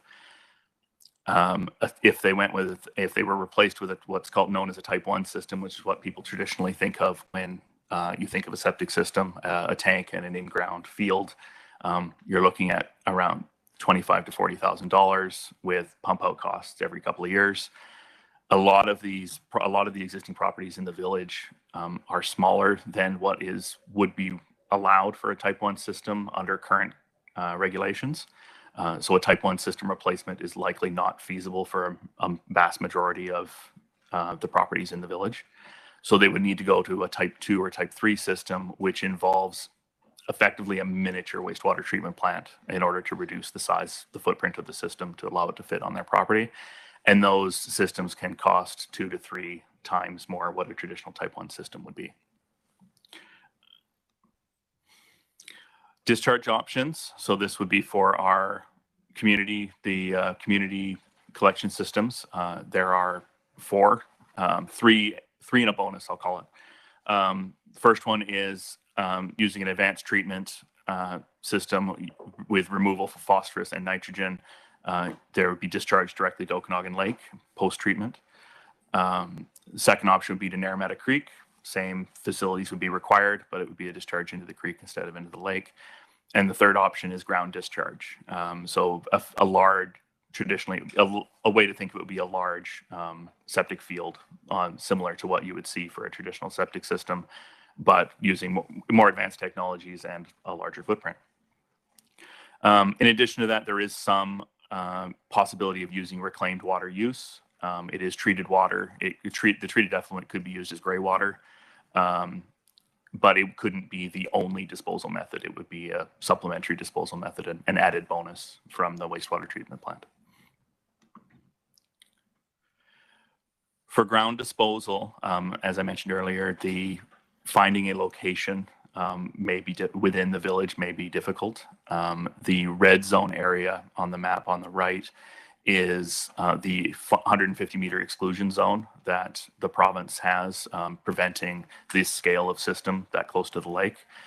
And then the shaded areas on the air photo are potential properties that would be large enough to contain a groundwater disposal field. We haven't looked into ownership or any of that other feasibility. This is just physically the properties that could be physically large enough, or a combination of would be physically large enough. So should that option be selected going forward in stage 2, it would be one of the key design factors would be where can we put it. It might need to be outside the village, which would involve additional costs in terms of transporting the effluent to the disposal field. So our recommendations going forward is for the stage 1 liquid waste management plan report to be approved by the board and submitted to the Ministry of Environment for review and approval prior to proceeding to stage 2. any comments received by the Ministry of Environment would then be incorporated into the plan and development of the Stage 2 report. At the beginning of Stage 2, options will be further refined and presented to the public at an open house.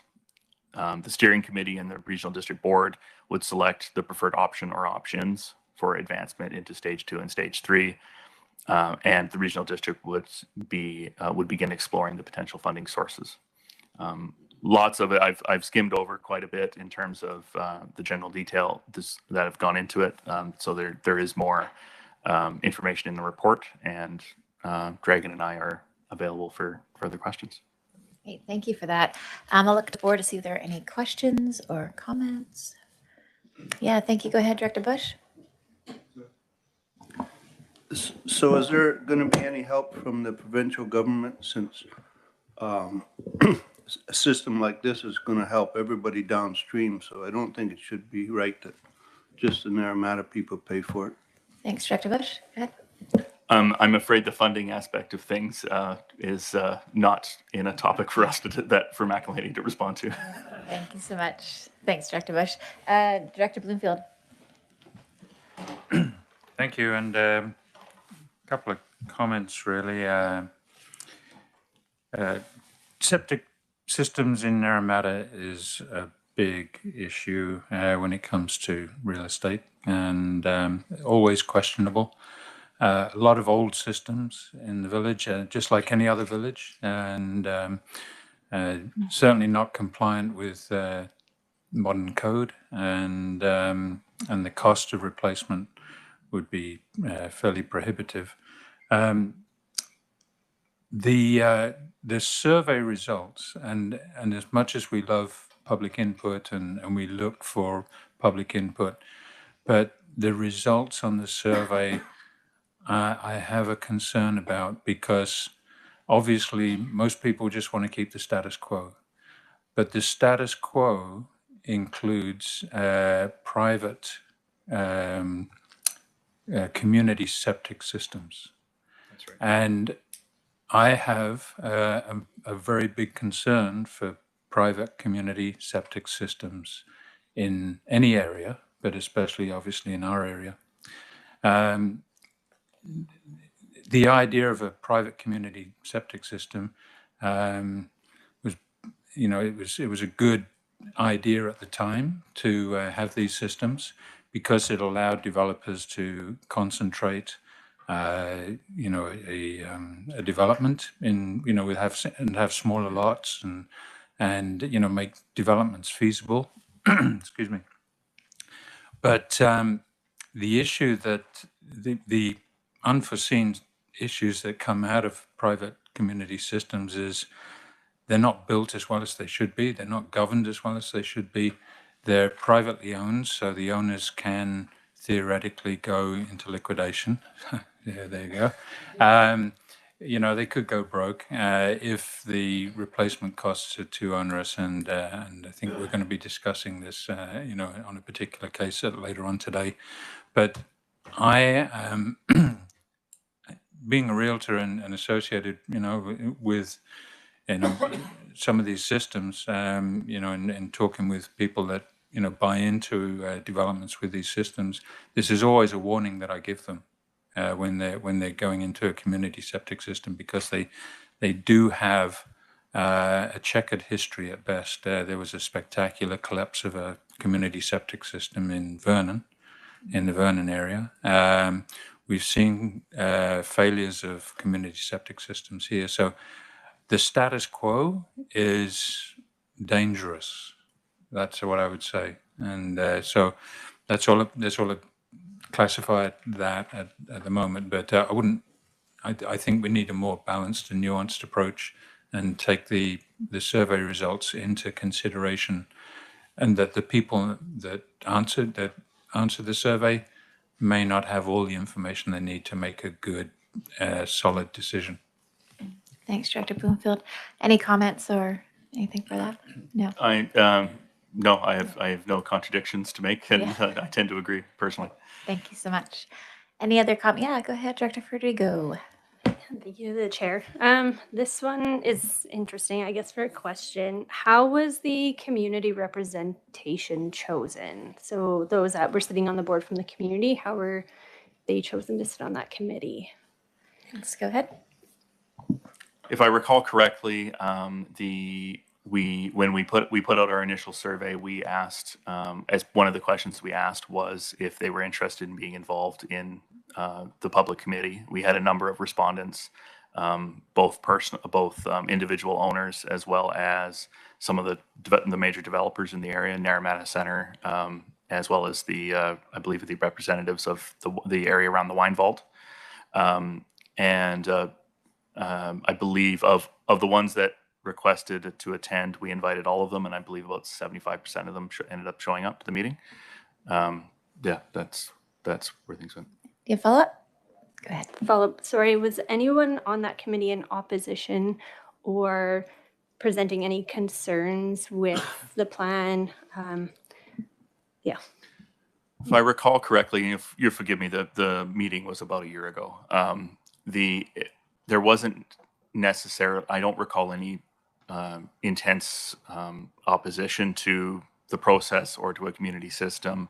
There were some questions about costs and who would be bearing them, which wasn't at that time wasn't what we were discussing, so we didn't follow up too much on that.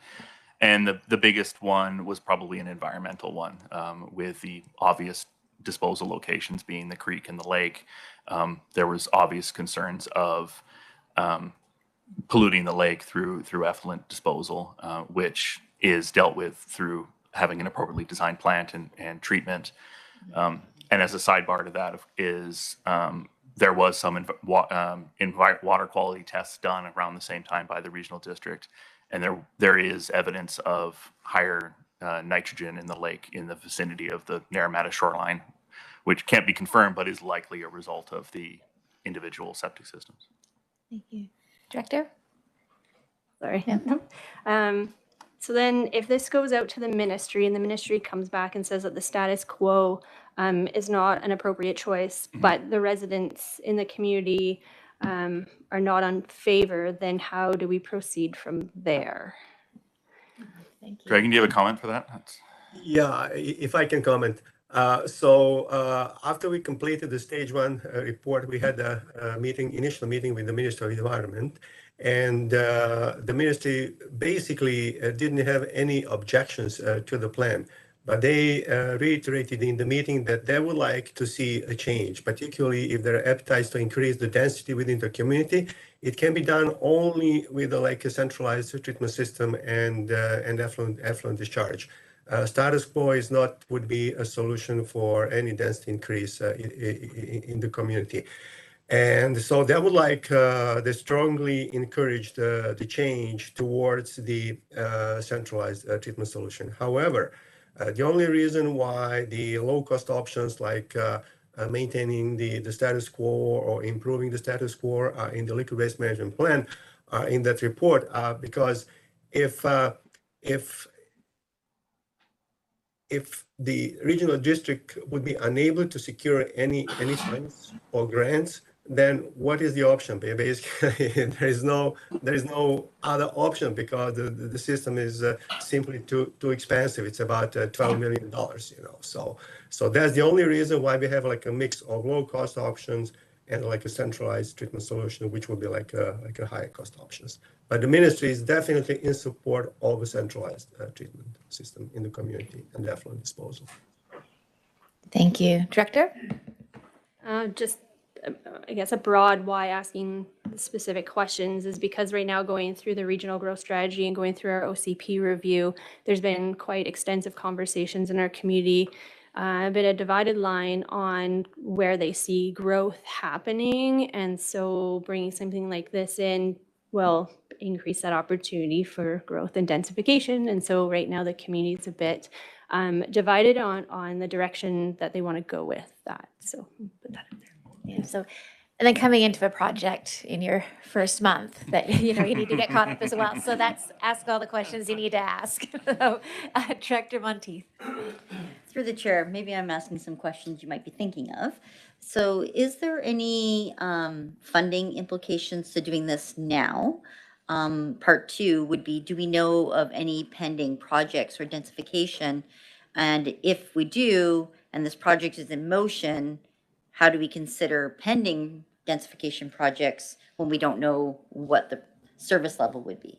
Thank you. I'm going to take a look at the CAO or Ms. Bloomfield. Well, we know there is interest in development in Naramata. I think the planning on the liquid waste management plan started even before that, but yeah, there's interest. I think even more so, it's what's there currently. It's certainly if there is an interest in growth, we're going to have to look at densification and a liquid waste management plan and a plant. But even if there's not, the concern now is the environment and what's going into the lake and the streams. And certainly, if people have to replace their septic systems now, that is going to be costly. Yeah, thank you. You've got a follow-up, Director. Go ahead. Through the chair, so I can compare this to my Cleveland project. So we went through the project of looking at a sewer referendum, all that. The community did not support the sewer project, but having that information was vital to my community. Even though they didn't support it now, it's good information for the future. So I guess, is there a cost to continuing at this point? Is that something that's considered, or is that something that is down the road? Thanks, Director. I'm not sure who the CAO, is that who you're looking to, Director? I'm going to go the CAO. There will be a cost. Thanks, CAO. Director Bloomfield, go ahead, please. Yeah, first of all, environmental perspective and water quality. New Zealand actually, they mandate that they have water quality tests in freshwater streams and rivers next to municipalities, and then that gives you a database, that gives you a baseline for water quality. So, you know, I think that that's probably a good practice to get into for maybe the Okanagan Water Basin Authority. I don't know. Is that still your? Yeah. And so, yeah.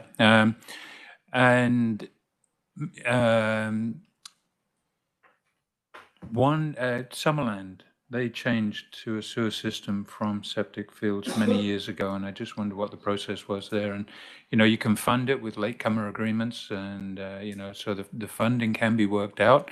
You don't have to join. You know, I said with Summerland, you didn't have to hook up straight away. You had options, and there were benefits to hooking up early, but it was a gradual process, and there were latecomer agreements for anybody who wanted to hook up at a later date. So yeah, that was just those comments. Thank you. Go ahead, Director Holmes.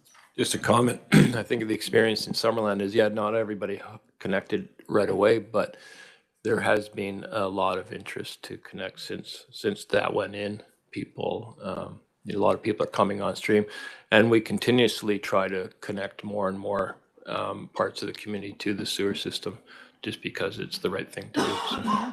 Thanks, Director. Director Wade. So through the chair, just a quick question, and something that we've had to consider in Karamias is that one site might not be appropriate, but a chain, either a chain or a link of, and in the initial study, was there something to look at? I know some of the slides said that there wasn't enough area for what the proposal was. Is there a possibility with some of those, back to that map with the small sites, where I know it's not always ideal, but that, you know, first part of the treatment center is here, second part's here, and it's a staggered approach? Like, is that something that was considered in this study or not yet? Go ahead, Mr. Please. Oh, yeah. Yeah, there definitely was. There are treatment plant technologies out there that can be constructed modularly that allow for it. We primarily looked at it from a point of view of starting the plant small and then making it larger in a single location. It would stand to reason that as we go into stage 2, and things are further fleshed out, that you could look at treatment in multiple locations. I believe it was option 5 or 6 was only putting a treatment plant for a portion of the village. So theoretically, you could start out with the highest impact area would get treated, and then farther down the line, when additional funding's available or the additional need is there, you could then build a second one and have separate systems. There would be additional costs, obviously, but yeah. Good, thank you. Director Holmes. Just one thing I was wondering, right, this situation we have in Summerland right now is that there is no redundancy built into the treatment plant. And so you can't actually shut it down to when we're at that stage now. It's at that age it needs to be. I forget what they call it, but the thing that goes around and around. Has to, I can't remember what it's called. Yeah, it has to be replaced, and the only way you can replace it is by shutting the whole system down. And so now we're talking about building a second thing that goes round and round, right next to the centrifuge. That's it. So I'm just wondering, had we known that at the time, we would have probably just back in the 90s when it was built, probably just built two, and there was enough space there where the sewage treatment plant was built for expansion.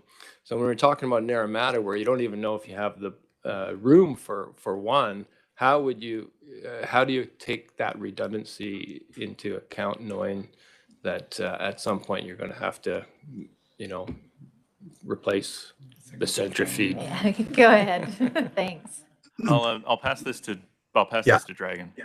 Great. So Go ahead. just to answer your question, so the redundancy has been accounted for in our design, and that redundancy was included in that capital cost estimate that we have provided to you, around 12 million. And the redundancy is a regulatory requirement, so we need to meet the regulations and design the system to meet certain redundancy criteria. So in our full report, we provided approximately an area that we need to accommodate the entire treatment system and the buffer, basically areas around the system. So it's all in the report, but redundancy was accounted for. Yeah. Great, thank you so much. So we've had some good questions and dialogue here. There's a recommendation that we're trying to get to. Okay, go ahead, Director Van Alphen.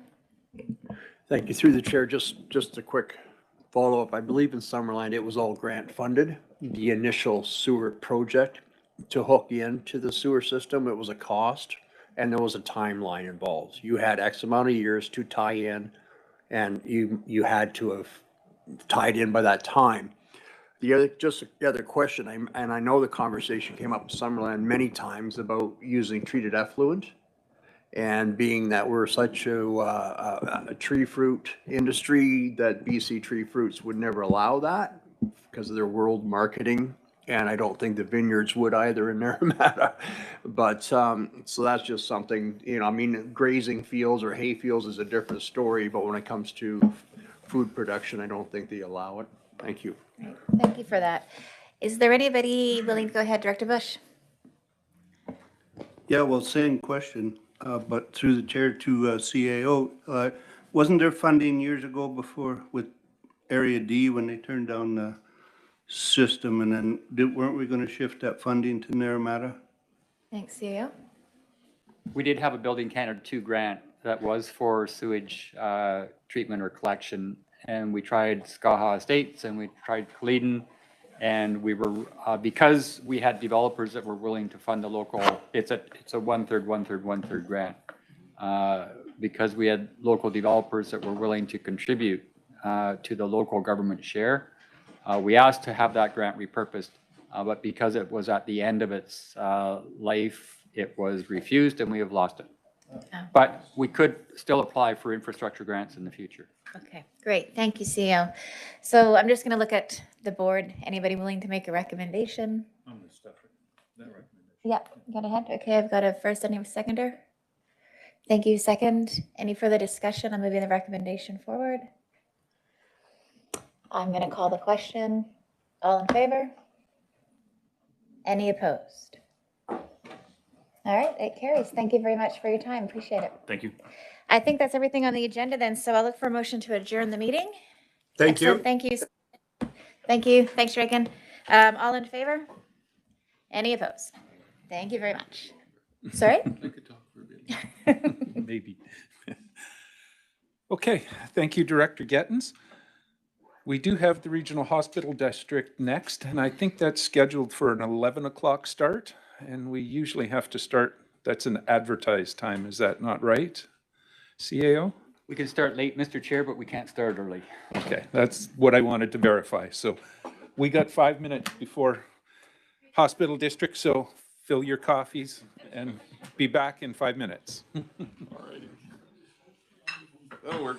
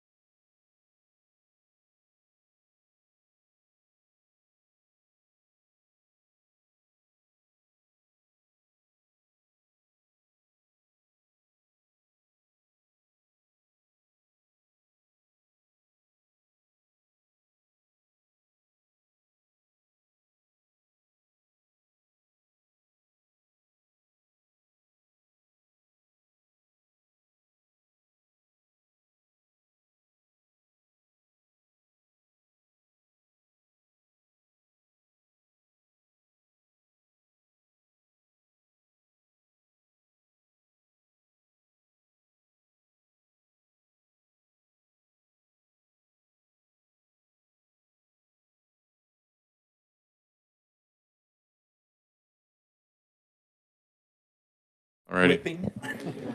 It's 11 p.m. or a.m. Oh my gosh. That'd be easy. We're real late. Can we get back to our seats and we'll get the hospital district morning meeting going? Let's see. I need a speaker in the lunchroom. Thank you. We'll let Sabrina crack the whip.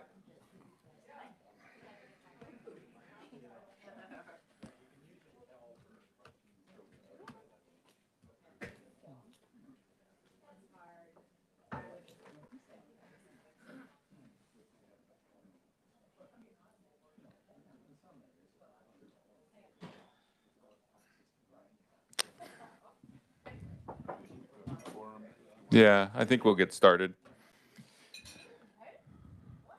I'll call this meeting of the Okanagan-Similkameen Regional Hospital District to order Thursday, December 15th at 11:02 a.m. and look for a motion to adopt the agenda as circulated. Moved.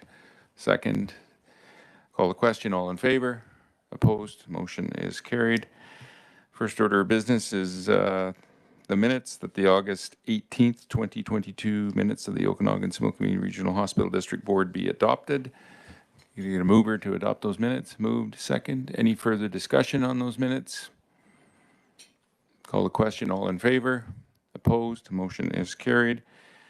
And we'll move to Interior Health, Chair's update, and a few items. I think one item came from Interior Health. We'll start there. There was a document sent to our CAO identifying 4 closed projects, major equipments. One at PGH for some replacement heating control valves. South Okanagan General was the reno of the emergency department. South Summerland Health Center, the Vocera deployment, communication system for staff, and the Penticton UPCC was finished as well. Any questions on any of those items that were noted as being completed or closed by Interior Health? Not seeing any. We'll move on then. Just a bit of an update from myself on November 22nd, Vice Chair Roberts and myself met with IH to discuss the 2023-2024 budget that's coming forward to the board. At that time, we were told the budget is being finalized and should come to the board on January 19th. The budget is expected to be light, which is good news because we did quite a hefty funding in 2022, and we told IH at the time that we needed to be pretty light on our next budgets because there was a lot of borrowing associated with that past budget. There is a couple of capital renovations I'm anticipating to see in the budget, and that's for the Karameas Health Unit. Some enhanced space to support clinical operations, so I'm expecting to see something for that. I'm not sure whether the one for Princeton Hospital will get there or not. It's a similar capital project for clinical space, but they are still working to develop that clinical services model and working to include the capital upgrade in the budget, but it still has not been confirmed at this time, so we'll see that when we get the document from IH. At our meeting on January 19th, I've been talking to Tracy Sinclair from the Division of Family Practice, and our CAO has been in communication, and they are scheduled to attend the hospital district meeting on January 19th, and they're going to provide an update on primary care for the entire region. So I look forward to getting some information from that. I think it'll generate some good discussion. And just finally, in preparation for the board, for the budget discussion with IH on January 9th, it's a good time to ask the board if you have any questions for IH so that I could give them before they come to the meeting. This helps with having the information available at the meeting and making sure that they're able to get the right staff available for that meeting to be able to answer those questions. So I'll go to the board. If anybody has any questions, let me know. And if you think of anything between now and I guess early January, just email me and I'll make sure that Interior Health gets that question so that they're able to provide an answer to the board. And I'll just open it up. If there's any questions from anybody on the board about healthcare or anything else, I guess I kind of asked that already, but if there's anything else you'd like to discuss, let me know now. If not, I'm going to look for a motion to adjourn.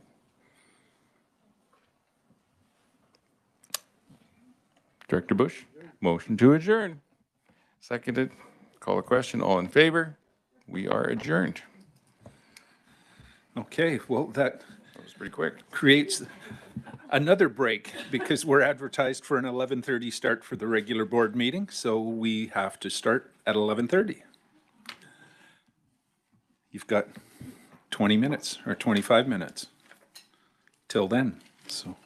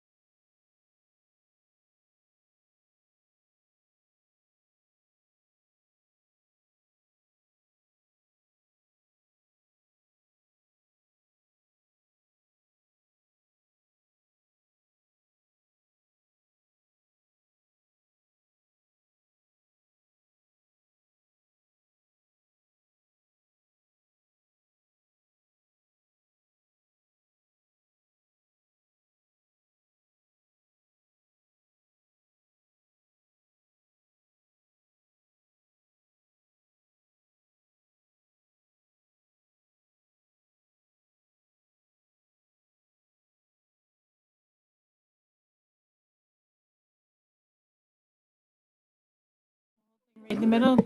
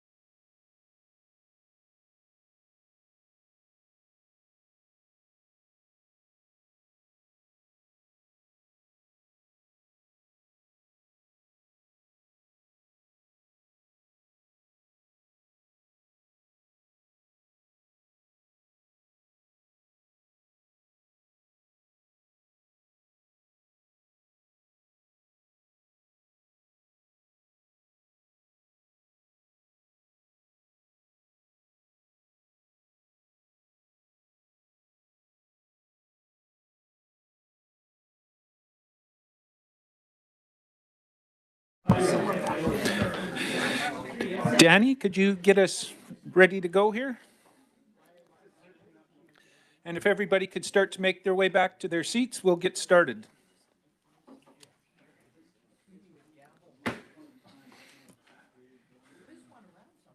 Somewhere.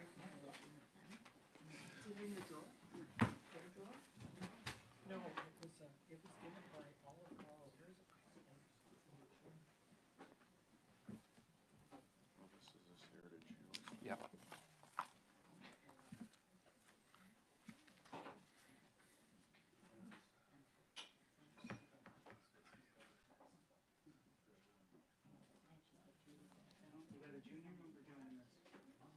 Yeah.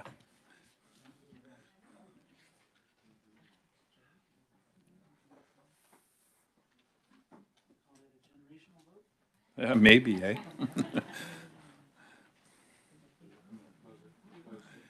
He's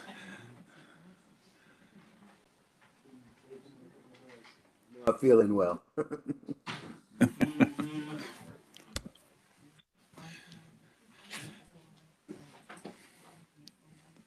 just waiting for Danny to give me the thumbs up. Oh, there we are. Okay, welcome everybody. We will call the Regional District Okanagan-Smilkameen regular board meeting to order. Here's a reminder that this is an opportunity to remove anything off the consent agenda if there's a desire to do so. I'm not seeing any hands on that. So we will look for a motion to approve the agenda as presented, moved, seconded. Thank you. All those in favor? Perfect. Any opposed? Motion carries. That brings us down to the consent agenda, the corporate issues. Looking for a motion to adopt that. Moved, seconded. Thank you. All in favor? Perfect. Any opposed? Motion carries. Consent agenda development services. Looking for a motion to adopt that one. Moved, seconded. Thank you. All those in favor? Thank you. Any opposed? Motion carries. That brings us down to item B under delegations. And we do have a delegation here before us from the Heritage Hills and Lakeshore Highlands. We have Susan and Rick sitting up there. CAO, do you want to start us off on this, or should we just turn it over to the presenters? Just advise the board, Mr. Chair, that under our rules of procedure, that if we have an issue on the agenda, that the board will accept delegations on that issue. And we do have this issue on the agenda later on. So we have representatives here from Heritage Hills who are interested in the Vista View wastewater system and the Lakeshore Waterworks system. Okay, well, welcome, and please go ahead. Good morning, everyone. I'm just going to stand to introduce myself. And good morning to those on screen here. There's Okay. a little button. Perfect. Well, good morning, everyone, once again. And for those of you who are online, I do have a handout, and I believe it was scanned, and it will be sent to you. I think it's already Okay, been it's already circulated. done? So Okay, good stuff. So I'm going to sit down now. It'll be a lot easier to read. absolutely. Okay, so good morning, Chairperson and members of the board. My name is Susan Biguet, and I am a member of the Heritage Hills Lakeshore Highlands Community Association Executive Board. My home is connected to the private sewage and water utilities. I have been asked to come here today to make a brief presentation to you on behalf of our whole community. This includes Heritage Hills, Lakeshore Highlands, Vintage Views, and Chadwell Place. And I'm here to ask you to approve the process of converting private sewer and water utilities to public ownership. Many community members would have liked to have come to speak to you today to tell you their personal stories of purchasing lots, buying house plans, retaining builders, and not being able to get a building permit after putting out hundreds of thousands of dollars to get a building permit, for leaving them in financial peril and personal distress. Others want to speak to the detailed technical deficiencies and neglect of maintenance and repair to the sewer plant, and yet others to speak to spiraling water costs and continually declining quality of product and maintenance and supply issues. However, I will try and paint a brief, clear, and concise picture of what exists in our community vis-a-vis the privately owned and operated sewer and water utilities that serve our essential needs. The sewer system was commissioned in 2001, and from the first day of operation was non-compliant with the operating certificate. Mr. Johnny Anchez took ownership of the sewer and water systems in 2012. Since that time, both utilities have imposed substantial increases in rates on the users. The sewer system went into significant disrepair in 2018 due to a lack of maintenance. The Ministry of Environment ordered major repair and improvement to the effluent field. Subsequent to these repairs taking place, a catastrophic failure of the sewage system occurred in November of 2019, when the effluent began flowing down a slope onto Parsons Road and across and towards Skaha Lake. Now, I'm sure many of you would not like to have seen this in your communities. The effluent field has been repaired, but there are still many compliance and regulatory issues outstanding. Now, for more details on this, please see your handouts on tabs number 1 and 2. The sewer system was designed to operate for 30 to 50 years, but failed in 18 years.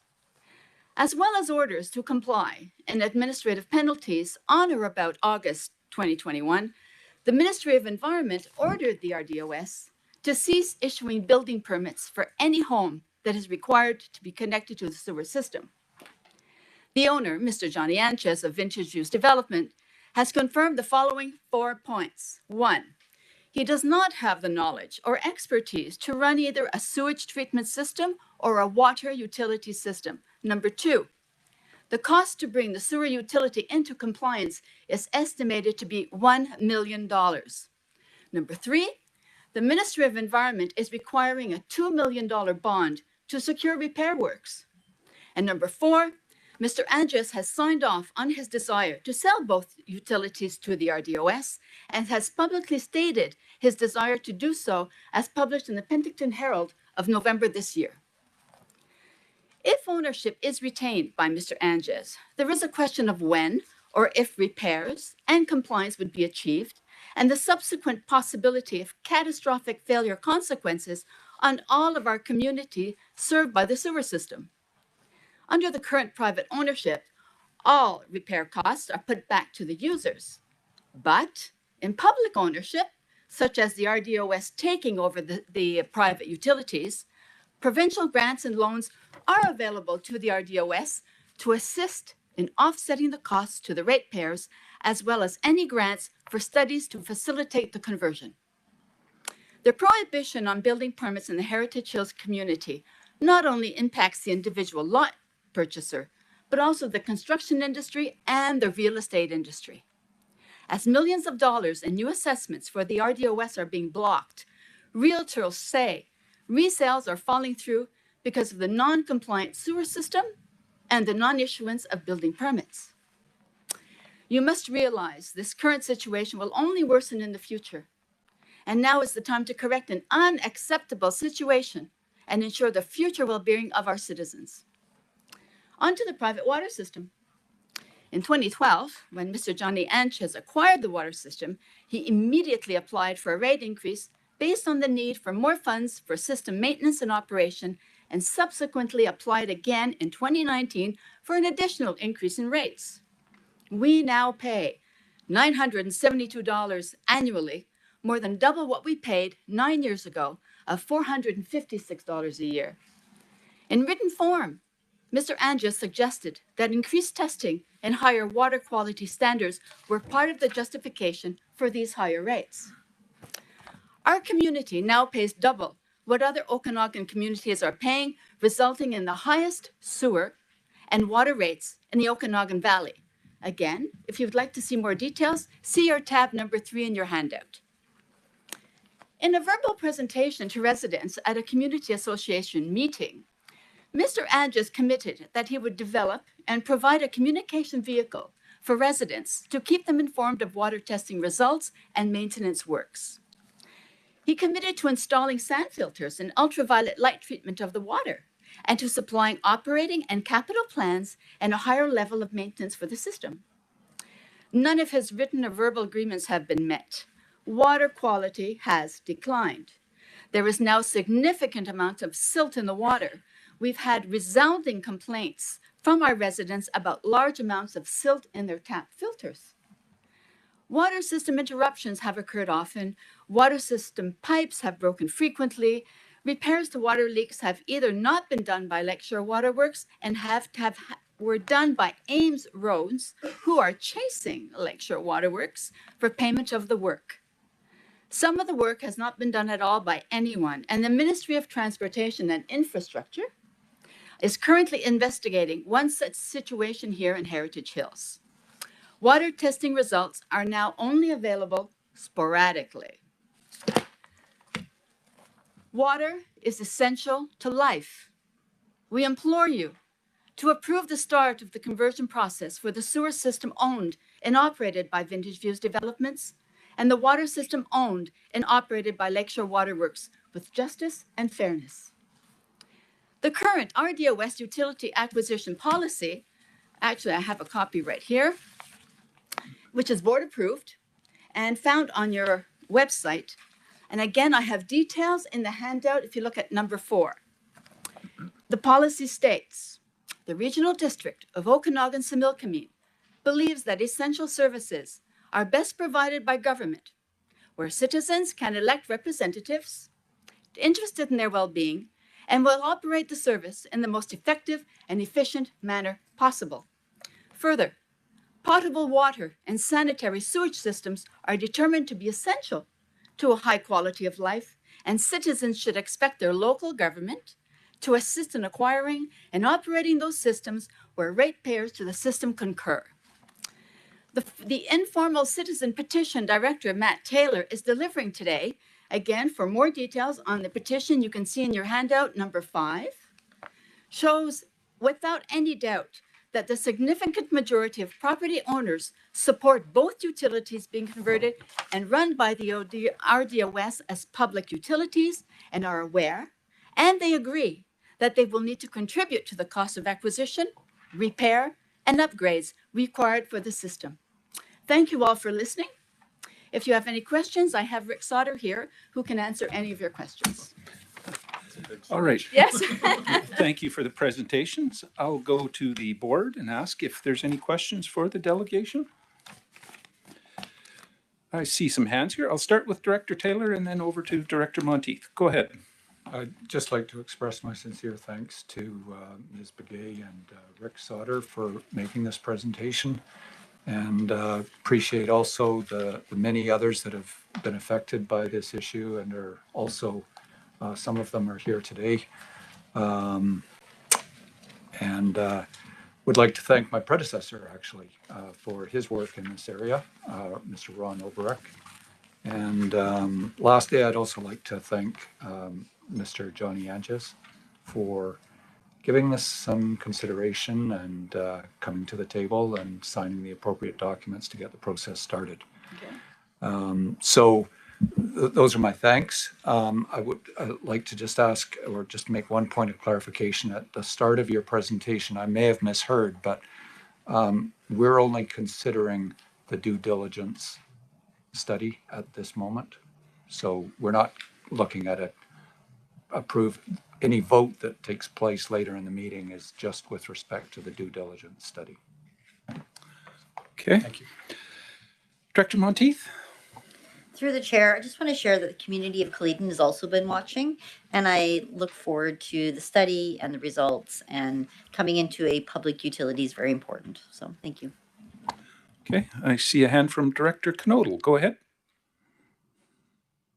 Thank you. And through the chair, I'm fully in support of what you folks need there. It's a terrible situation.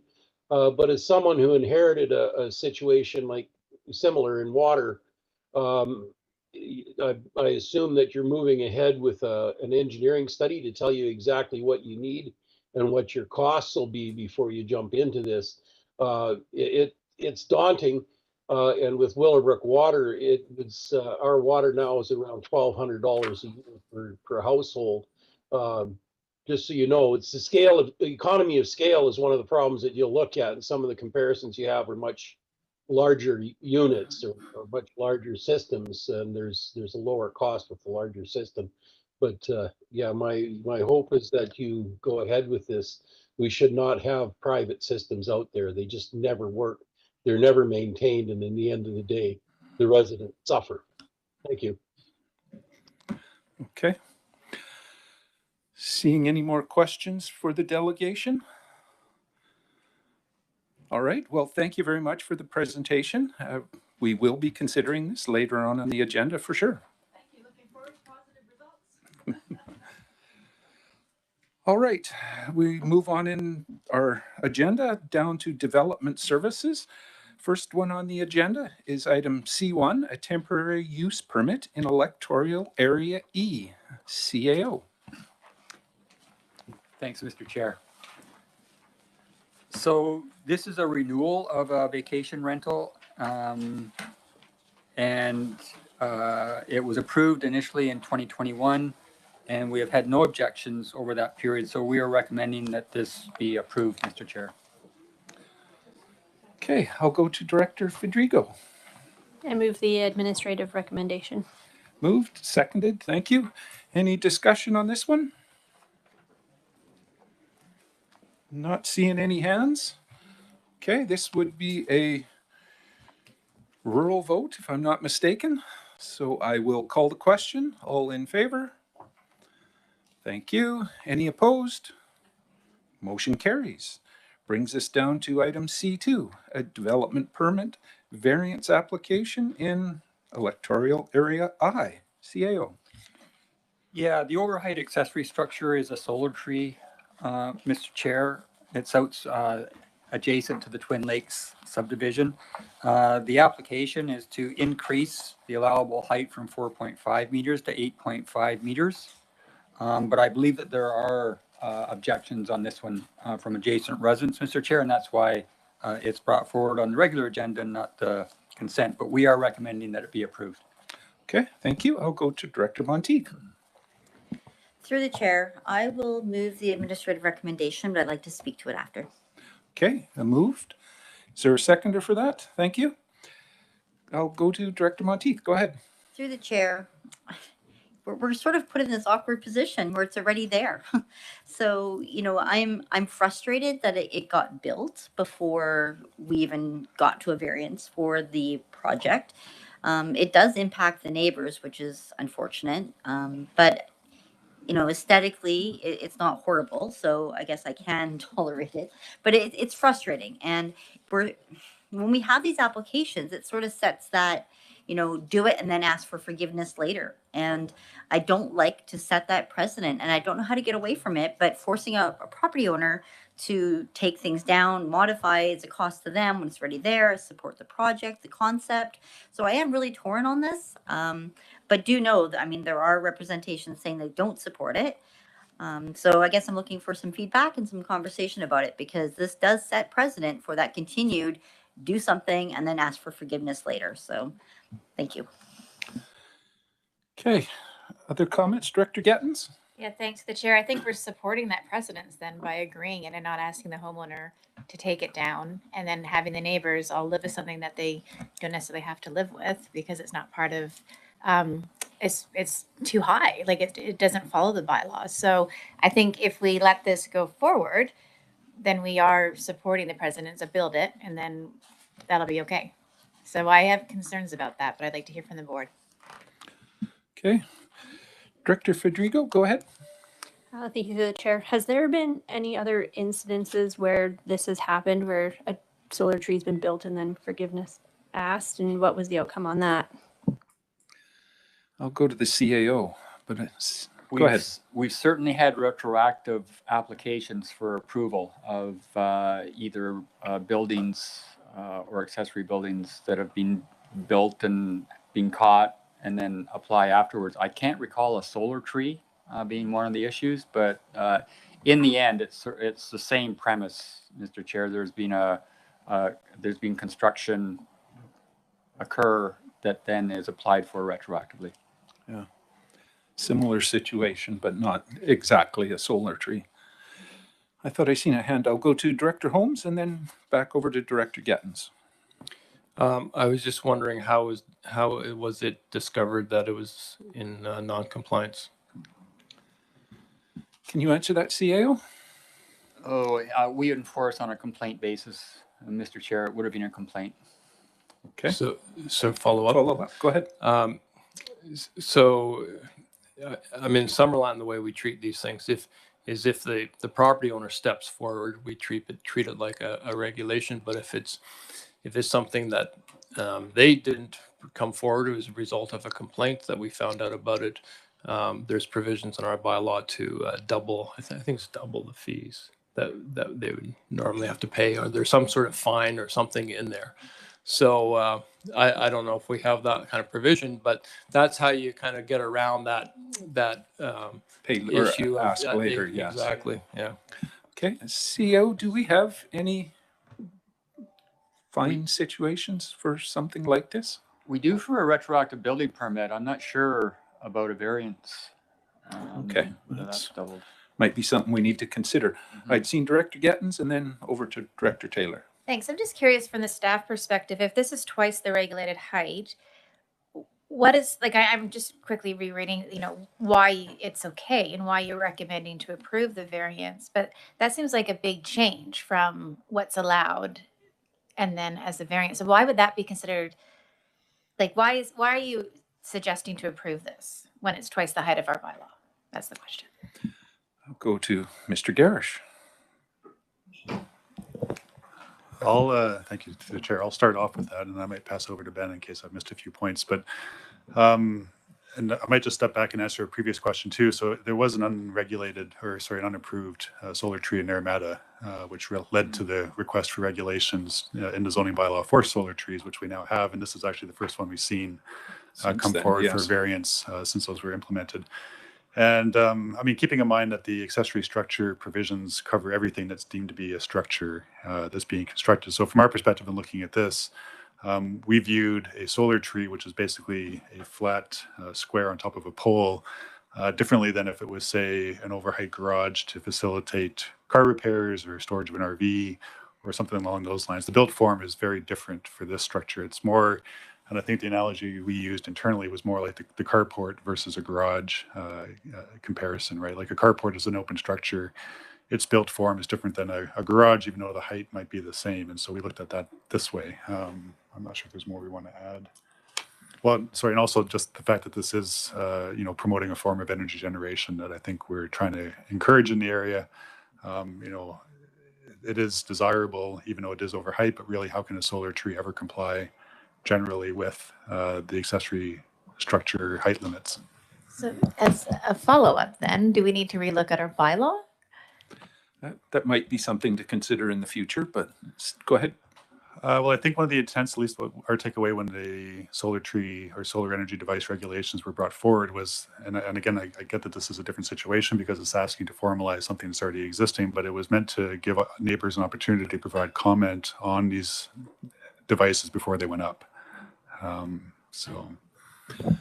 Okay, go to Director Taylor and then Director Bloomfield and over to Director Monteith. Go ahead, Mr. Taylor. I'm not an expert. I don't have a solar panel. So I'm curious is if we say that, no, you got to take it down. Is he out the whole cost of all those panels? I don't see that. I see that A, that's still a sellable, very sellable asset. And B, I mean, maybe he just needs a shorter flagpole. That's the level of my ignorance. But maybe staff can tell us different. Can you? So I don't think we're going to speculate on what the owner would do, Mr. Chair. Yeah. That would be up to them. Ours is just the regulatory guidelines around height. Yeah. There are all kinds of options if we refuse this variance, and that would be a different discussion or a different thought pattern for the owners to take into consideration. Director Bloomfield and then Director Monteith. Thank you. And these solar panels, this kind of system, it moves with the sun, right? It tracks the sun. So the actual height of the panels changes. It's not a constant. It's moving all the time because it's tracking the sun. As the sun goes around, it might go like that, or it might go like that, and so that the actual height of the thing it varies. And I notice in the notes here that the manufacturer recommends more clearance under the pole than they say. And I'm assuming that's more clearance than what they actually have at the moment. Okay, good points. Director Monteith. Through the chair, so in the staff administrative report, it mentions that one of the logic to the overheight was there was a recommendation from the engineer. Did we see anything formally from the engineer that would recommend that the overheight was necessary for this build? Do we have anything like that? To the chair, no. No? Okay, thank you. Looking around for any other hands on this? We do have a motion on the floor, and that is to approve. This is a rural vote. Seeing no more discussion, I'll call the question. All those in favor of approval? All right, I see a couple of hands. Those opposed? I better read the names out. So put your hands up for those opposed on the rural. Director Taylor, Director Gettins, Director Fedrigo, Director Roberts. Is there any other rurals I've missed that had their hands up? Okay, so that's 4, I believe. So the motion would carry at the moment. Okay. Good debate and interesting. Another DVP in Area I, CAO. Thanks, Mr. Chair. So this is a application for a duplex with a secondary suite up at Apex. And I mean, in essence, it's too much building for the lot is what we're seeing. So they're requesting a front yard variance from 7.5 to 3.8 meters, rear yard from 7.5 to 3.8 meters, side yard from 3 meters to 2.1 meters, and then increase in the maximum coverage from 45% to 50% of the lot. One of the problems we have at Apex is snow disposal area. So there needs to be room on the lot, and then also the parking is an issue up there as well, especially in the winter. So we are recommending that this be denied, Mr. Chair. Okay, thank you. I'll go to Director Monteith for a motion on this. And I'd like to make the administrative recommendation, please. Okay, you're moving it. Is there a seconder for that? Thank you. Excuse me. Generally, when we have a motion to deny, we go to the applicants if they're available for comment or a quick discussion with the board. Can we see if they are available? If they are, could you raise your hand? Or Darcy, I do see their hands up. Can we bring them in, please, Danny? Okay. Go ahead, please, if you can hear us. Hi there. My name's Hi. I'm one of the owners of the property. I just wanted a couple of things to mention is, it'd been mentioned that we're in some of the letters that we're developers and that sort of thing. I live in Summerland. I own a small business. My partners that we're building with up there have a property up there. It's just a vacation home that we're building. When we went through the process of going through the rezoning, these were the same drawings other than the deck additions that were used in discussion for the rezoning for the suites. That's reality why we just carried on with the drawings. Like the discussions were had about snow storage and parking in the meeting. So when we were told that the application was going to be approved and we were going to be our rezoning application was going to be approved, we just went ahead with the variances that were suggested in the email, that's what we needed to do. Obviously, there's concerns with the snow storage and parking from the board and our neighbors. So we're going to go back and we will redo our drawings and put us in compliance with what we need to do here. So we're not trying to overbuild. We're not trying to, it's not for profit. We're not selling it or anything. I mean, we just want to do it right. So if that's what we need to do, then that's what we're going to do here. Okay, thank you. I will go to Director Monteith you had a question of them? Through the chair, thank you, Darcy, for speaking about your application. I do appreciate your vision, and I do support that they are a good family just wanting to build a vacation home. So, and they're definitely wanting to be good parts of the community, and they're trying to make sure that they fit the community where they're building. So, I think they do have options on their property. I do thank you for your words and taking consideration with the snow shed. So making sure that we do have adequate storage. So I think that considering that, I think the one part of the feedback that the board may have read was something about the lot being vacant now and the current snow is being pushed onto that lot. Is that still? It is. That is still the situation, which we understand that's going to create some discomfort for some of our neighbors as we build, and then we ask that not happen. So that's, I mean, it's a common place for Christmas tree dumping. People have utilized that property for many years. It's been a vacant lot, and I personally, us and our partners don't really. I mean, as long littered on and that sort of thing, and people are able to enjoy the open space right now, then we haven't really said anything. But yes, it's going to create some discomfort with some of our neighbors coming up. Yeah. Okay, thank you. Any more questions for the applicant here? Not seeing any hands, so thank you, sir, for the brief presentation, and I'll go back to the board for direction on this. We do have a motion on the floor. It's to deny. There's always an option to refer or defer or something if they're going to redraft their application, or you can just deny it and then they go back to the drawing board anyway. So.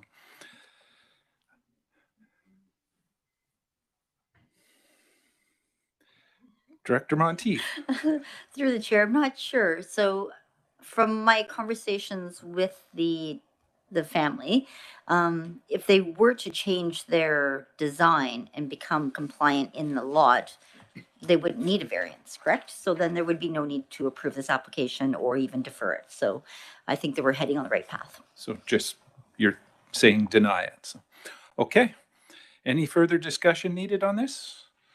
Seeing no hands, again, this is a rural vote. All those in favor? Thank you. Any opposed? Motion carries. Down to C4, a temporary use permit in electoral area I, CAO. This was an application for vacation rental at 110 Ponderosa Ave in Cleedon, Mr. Chair. It was initially approved 3 years ago in 2020, and they are now applying for renewal of their temporary use permit, and we're recommending that be approved. Okay, thank you. Director Monteith. And I'll make the administrative recommendation, please. Moved, seconded, thank you.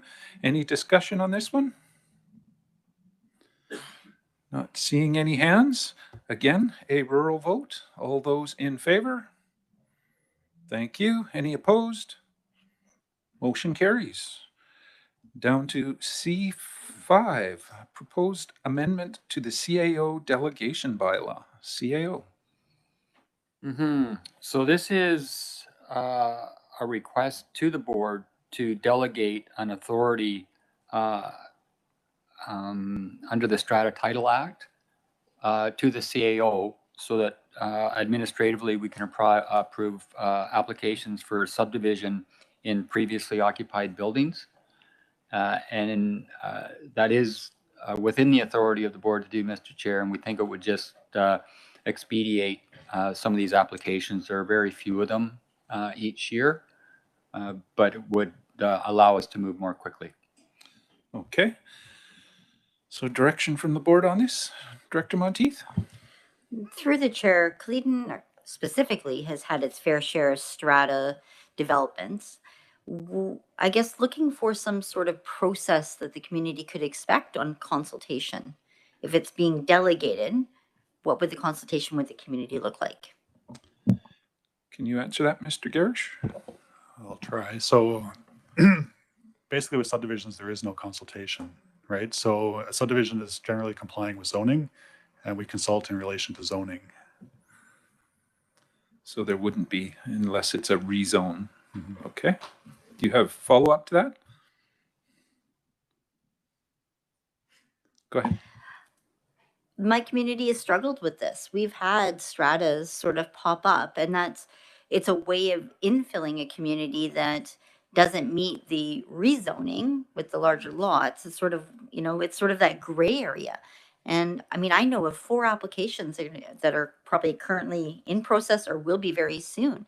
And my community definitely does not want to have stratas. Like, that's something that we want to look at and sort of avoid. So I don't know if making it easier is palatable. And I'm speaking for my area. I don't know what the other areas would think. Okay. Did you want to respond to that? No? I'll go to Director Gettins. Thanks to the chair. If it's pretty rare, I think we should bring it to the board. I think we should have it come to the board. I don't think it should be delegated. I think we should have the proper process. I don't see this in my area, but if there's an area struggling with it, let's bring it to the board. Okay. Seeing. I can make a motion if you want. If he did, it went away. I'm not going to see any other hands. Go ahead, Director Gettins again. I'll move the alternative recommendation, which is to deny. Okay. Is there a seconder for that? It's seconded. Okay. CAO? Sorry, Mr. Chair, just on a point of order. So a more appropriate methodology would be to just vote on it and defeat the bylaw rather than put it on the floor. Defeat the bylaw. Typically, what would happen is there'd have to be a motion on the floor in order to deny it. I'm not sure if we did that, but that would. We don't have a motion on the floor, but the motion on the floor would be not necessarily to deny, it would be, yeah, that's the alternative recommendation. So. Yeah, to check those reports more closely. I'm going to go to Director Coyne Jr. Please go ahead. Yeah, so I don't see a problem with delegating this, but if there's an issue over zoning in your community, then I think that's the issue here. And if you're meeting all the zoning requirements, then why do we want to drag things out? I don't know when your next OCP review is up, but I mean, that would be kind of the time you'd want to start discussing those things, or you could implement it before that and then have a review of your zoning bylaws in your community to then change your zoning bylaws. But I'd be cautious doing that as well, because if you already have people who have purchased with the understanding that they were meeting the zoning requirements and then you go and change them afterwards, you can cause a lot of headaches.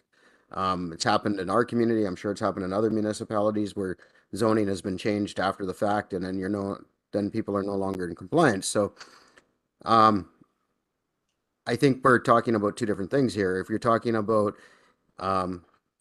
increasing density over that's not in what you consider to be and I'm using you as in the general royal we sense, not pointing at somebody, but if it's not what your community thinks is what the zoning is, but the zoning actually meets that requirement, then I think we need to discuss what our zoning is and not the process in which we do things.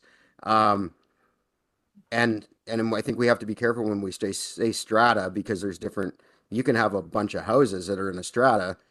We're not talking just, an apartment complex at strata or something like that. So I think we have to be very careful on what terminology we're using as we move forward on this. But I mean, if this is a zoning issue and you're worried about density in your zoning, then I think we have to have that discussion separate from the process in which we are following right now, because right now we're following all the processes we have with the zoning that we have. Okay, I'll go to Director Bloomfield. Thank you. And Mr. Garris, a quick question for you. So there's different types of stratas, right? We've got bare land stratas and we've got stratas of buildings. And in the report here, it talks about the approving authority for the conversion of a previously occupied building. So we're talking about the stratification of an existing building, not the approval of a bare land strata subdivision. So I think that people get maybe a little confused with what is going on here. I mean, because, and maybe I am as well, because does that empower the CAO to approve a bare land strata subdivision? No, it does not. That still falls under highways. Go ahead, Mr. Gersh. Yeah, so this came to our attention because we did receive a referral from the ministry in relation to a strata subdivision, and there was some back and forth between us and the ministry as who is responsible for this particular subdivision, because it was a strata. There's two different sections of the act, and at the end it was determined that this one actually was the ministry, but it highlighted the fact that there's this other potential out there where the regional district board has, under the legislation, been deemed the approving authority, not the approving officer. And in those situations, when we're talking about an existing building that's being stratified, it's usually a medium density type building, right? So theoretically, the zoning's already been in place. The building permit has been issued previously. The building's been constructed, it's been occupied. Maybe there's a change in ownership or something else that's now prompting that owner to seek to stratify it in order to either sell off units, recoup costs, et cetera. And so this delegation deals with those specific situations only.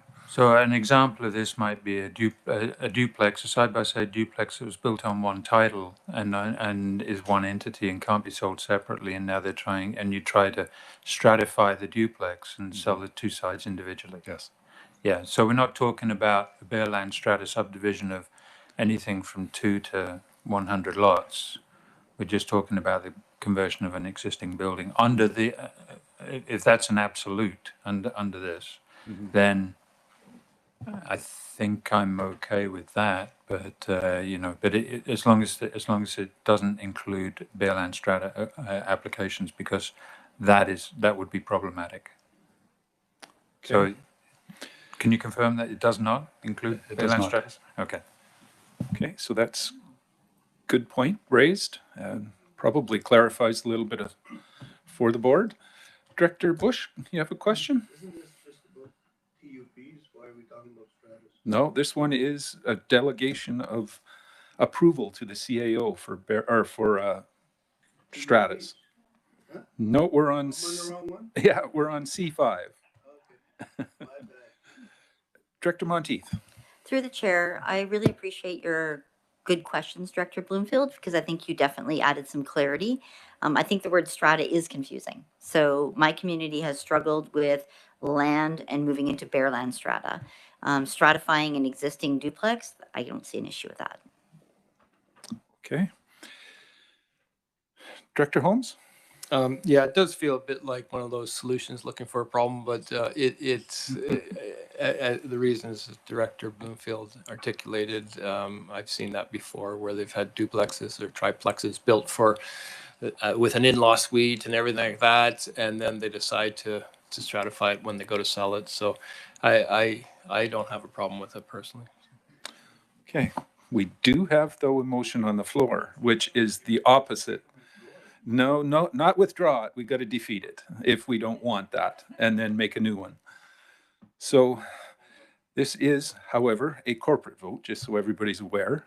I'm seeing no more discussion on it. So the motion at the moment is to deny it, and I'm sensing that may be a change of heart on that, but we'll see what happens with the vote. So all those in favor? All right. Those opposed?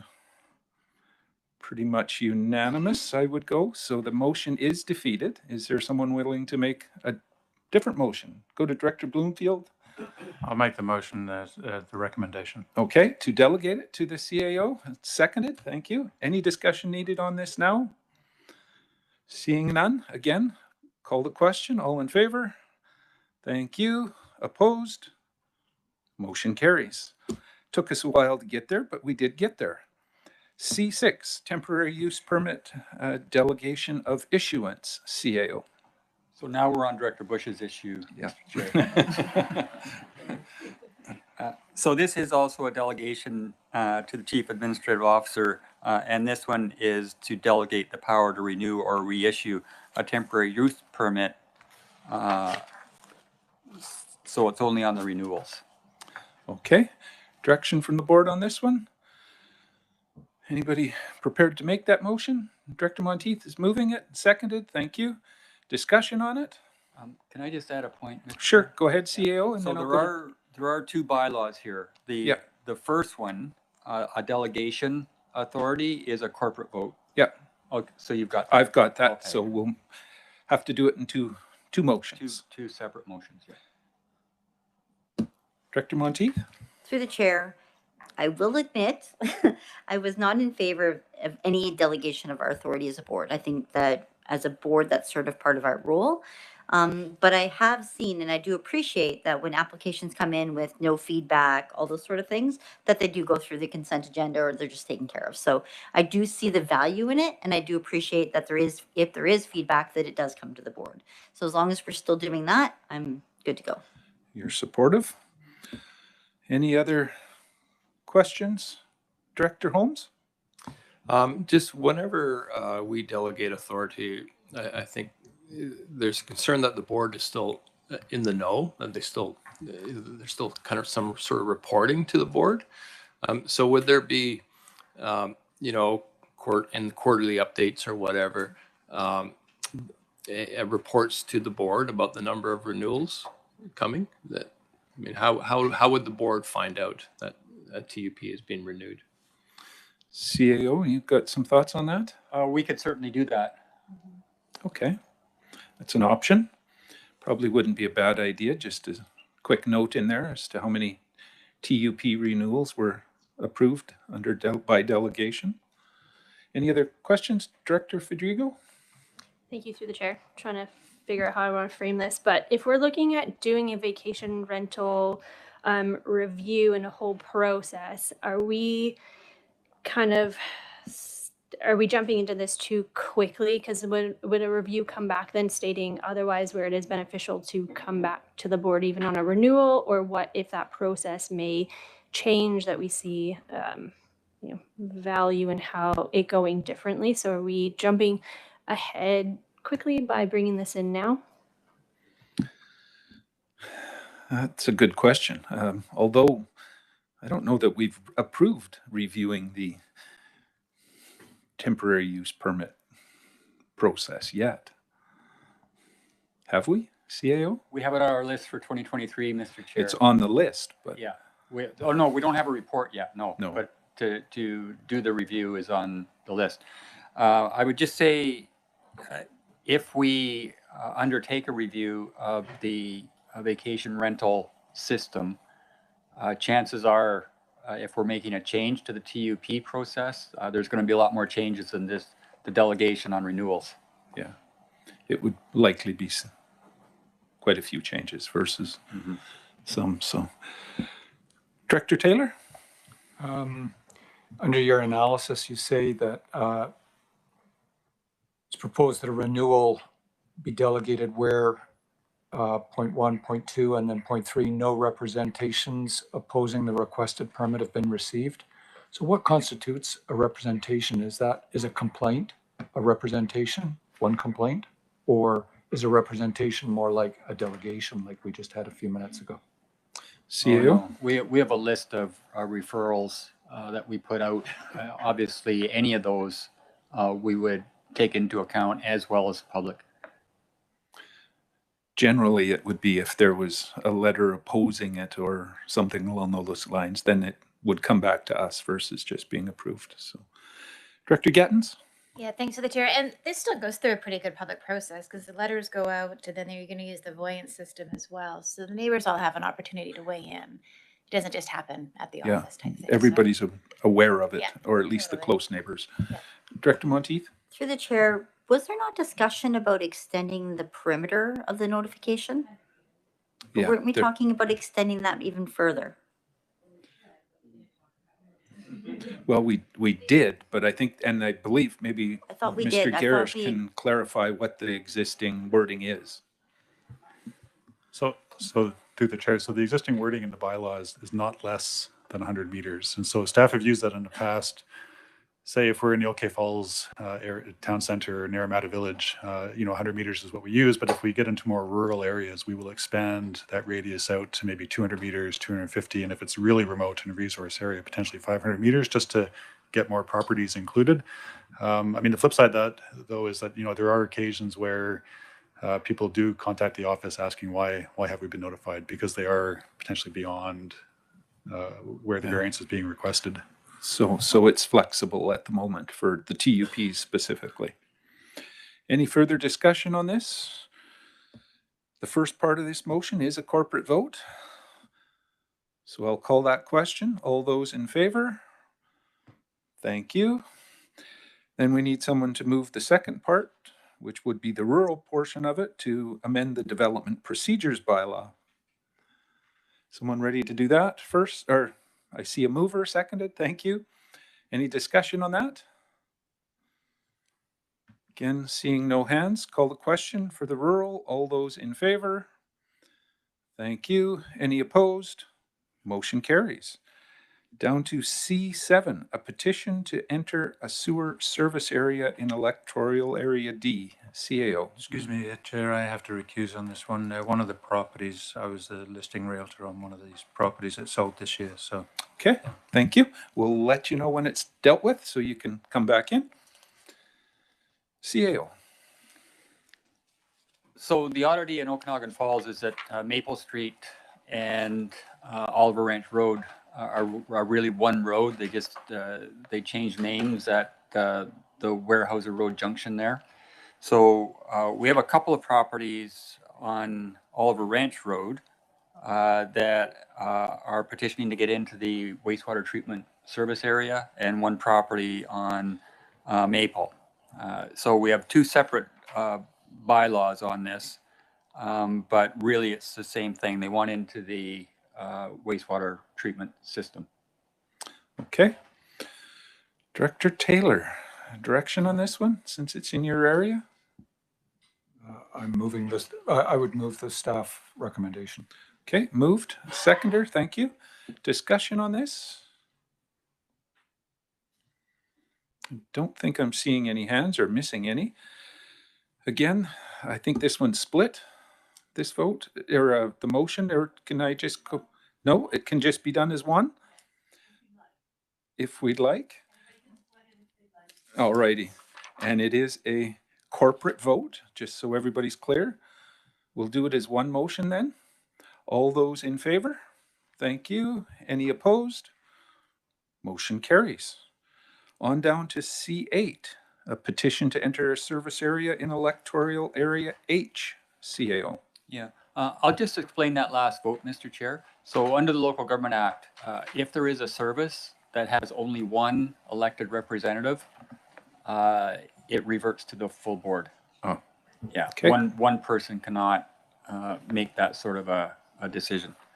Okay, so this is the extension of the fire service area in Tulameen to include 579 Lawless Creek Road, and this is now back for adoption. Okay, thank you. I'll go to Director Stringfellow for direction on this. Yes, I'd like to move the administrative recommendation, please. Okay, moved and seconded. Perfect. Any discussion on this? We've seen this before, and this is again a corporate vote. Call the question. All in favor? Thank you. Any opposed? Motion carries. On down to C9, Electoral Area G Official Community Plan, CAO. And this is back for adoption, Mr. Chair. And I'll go to Director Roberts for direction on this. Go ahead. I'd like to so move. He's a mover. Is there a seconder? Thank you. Any discussion on this? This is another one we've seen before and will be a change for Area G. Seeing no hands, again, this one's the rural vote. So all those in favor? Thank you. Any opposed? Motion carries. That brings us down to Public Works, Oliver Sanitary Landfill. Ms. Oh. Malden had her hand up. I just wanted to confirm the seconder on that last one, because it was a rural vote, so we need to make sure. I couldn't see. Yes, who I their had hand up. several hands, but they were rural. Yeah, I seen Spencer's in there, and yeah, there was a few. So we are good there. Public Works, Oliver Sanitary Landfill Purchase, CAO. Yeah, we went out for competition on the operations of both the Oliver landfill and the Campbell Mountain landfill a couple of years ago, Mr. Chair, when those contracts expired. And the regional district came in and got permission to submit a shadow bid during the competition. And we made sure that it was fair, that that our bidding side was completely separate from the awarding side. And we submitted the lowest bid on the Oliver operations.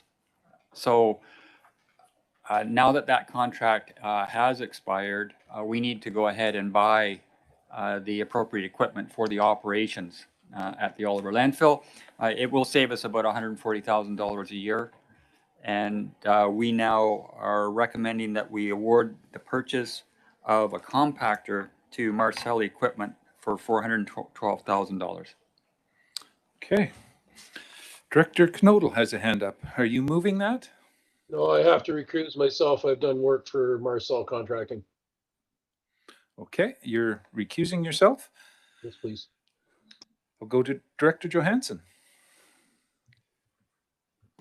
I'll make the administrative recommendation. Okay, mover, seconded. Thank you. Any discussion on this? Don't think I'm seeing any hands. Shout if I missed you. Otherwise, we're going to call the question. This is a corporate vote, a weighted one at that, but we'll just go by a show of hands to start with. And if it looks close, we'll have to count the weighting of it. So calling question, all in favor? Thank you. Any opposed? No question. That one carried. Go ahead, Mr. Director Van Elfen. Thank you, through the chair. Just a clarification. Is that a used piece of equipment or a brand new piece of equipment? It is used. Thank you. Okay. Down to D2, and this is what we've heard about this morning, the acquisition of Vintage Views, Development Sewer System and Lakeshore Waterworks, CAO. So this is the commencement of the acquisition process for two services, Mr. Chair. One is the Vintage View Development Sewer System, one is Lakeshore Waterworks, both out in the Heritage Hills area. We were contacted by the owner of both systems back in November, and we sense a sincere interest there to divest himself of those systems. So in accordance with our acquisition policy, which we won the governance award for at UBCM in this year, we need to now start our due diligence, which mainly is the financial review and the engineering review of the system, because we want to know what we're getting into when we start our discussions with the owner. Once we get the reviews done, we would then enter into a purchase sale agreement with the owner, dependent on the board's approval of the acquisition.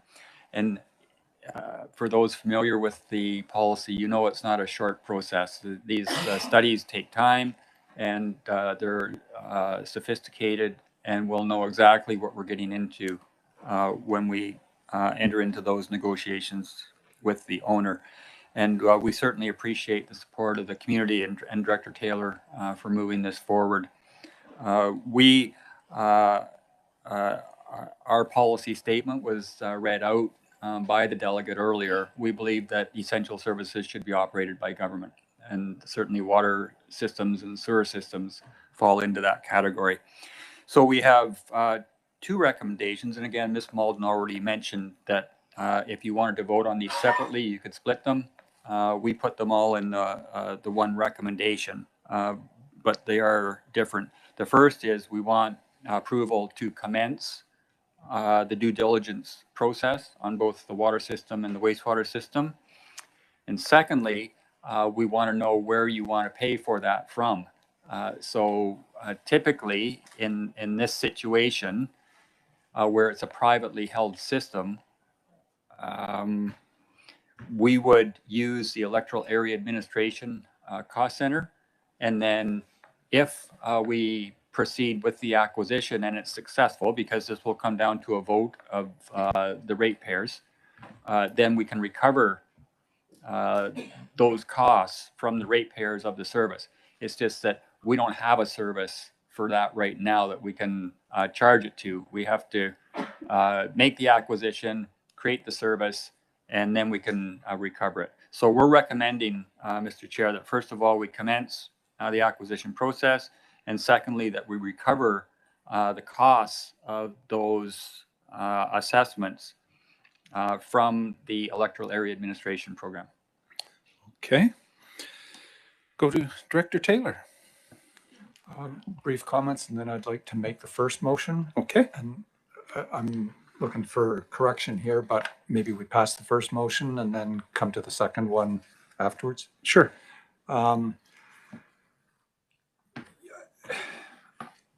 I got this about day one after I got elected. Thanks. And I've been pleasantly surprised, actually.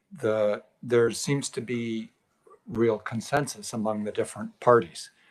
The users, I've been at a public meeting, well attended, strong support for proceeding, and it was well noted that there were going to be large costs to moving ahead. Okay. So they are aware of that. They're already paying large costs and they know it's going to get worse. It's just this would be a managed process of paying that, where the other is going to be much more helter-skelter based on failure. The operator also contacted me and spoke with him several times on the phone. And in the words of our CAO, I think there's a genuine desire to move this forward. When I got the forms signed by him, I brought them to our staff. And, although I'd heard a number of questions about, how badly do these people want to move forward and how badly does the operator really want to move forward, within 24 hours, staff had met with the operator and discussed, again, moving forward. Again, everybody's still on the same page. What we're asking for is a study that gives us the facts and gives us the costs of moving forward. And I don't see how we can make an informed decision. Anybody can, either the users or ourselves, without that. My belief is that these systems are increasingly complex and way beyond the expectations of a sole proprietorship or small business to be running. So I strongly feel that we should be making a best efforts basis to take on the ownership of both utilities. And with that, the next step is obtaining a due diligence study. So I would move the first staff recommendation that the regional district commence the due diligence to evaluate the Vintage Views Development Sewer System and Lakeshore Waterworks system. Okay, it's moved. I thought I seen a hand for a seconder. We do have seconders. Perfect. Any discussion on this? Director Holmes, I'll start with you, and then I've got a few other hands. I'll go ahead. I guess the problem with splitting them separately like this is yes, I may support the due diligence, but I certainly would like to know how it's going to be paid for. So that's the issue I have with splitting them. Yeah, that can be problematic, but it also can show the desire or the direction the board wants to go. If we aren't going to do the due diligence, well, there we are. But Director Wiebe and then Director Monteith and Bloomfield. Go ahead, Director Wiebe. I think my question is just the report that we were given is that the system has elements of potential catastrophic failure. And is there any dialogue or will there be anything in the report that looks at taking over potentially a catastrophic system versus actually putting a new one in, right? There's that place where, and is that part of the dialogue at all? Or is it just that look at the system, see what the costs are with the view to, right? The second part says the successful transfer of ownership, but is there a place in this first part that looks at whether it's helpful for the public to have somebody take over the system, but it's whether taking over the system would be more of a headache than looking at other options. And I just wanted to know if that was a part of this initial due diligence. Thank you. So let me answer the first question on funding, Mr. Chair. And my apologies on that. They have to be split. One is, they're both corporate votes, but the first is unweighted. And because there's a financial issue on the second, it has to be weighted. Yeah, so we can deal with the resolution that's on the floor, and that would be an unweighted corporate vote. As far as the systems go, the responsibility for running the systems is the owner, and they are responsible to the province for doing that. We don't have any obligation to insert ourselves into that. In fact, there has to be a willing seller before we can take possession of it. And that would be not be prudent for us to do that without knowing all of the aspects of it. Okay. Further to your question, I think you were asking, is there only the option of taking over the existing? I think that would be determined by the engineering study to some degree. So whether, what the costs would be and what options would be available possibly. So I've seen a hand from Director Monteith. To the chair, would the study look at whether it would be combined with the Okanagan Falls existing system or maybe possibly tie into Penticton, or is it going to stay separate? Do we know yet? Or? CAO, I think it's early to tell, but. No, this is just the acquisition of the existing systems. Yeah. Okay, I seen from Director Bloomfield had a hand, and then Director Conans. Thank you. And I'd like to, well, I'll support the first motion, but I'd like to speak on the costs as well, because I think that's important for us to think about that at this stage as well. Yeah, $150,000. I think the regional district in this with this particular case, as a regulatory body that is it grants permits, building permits, etc.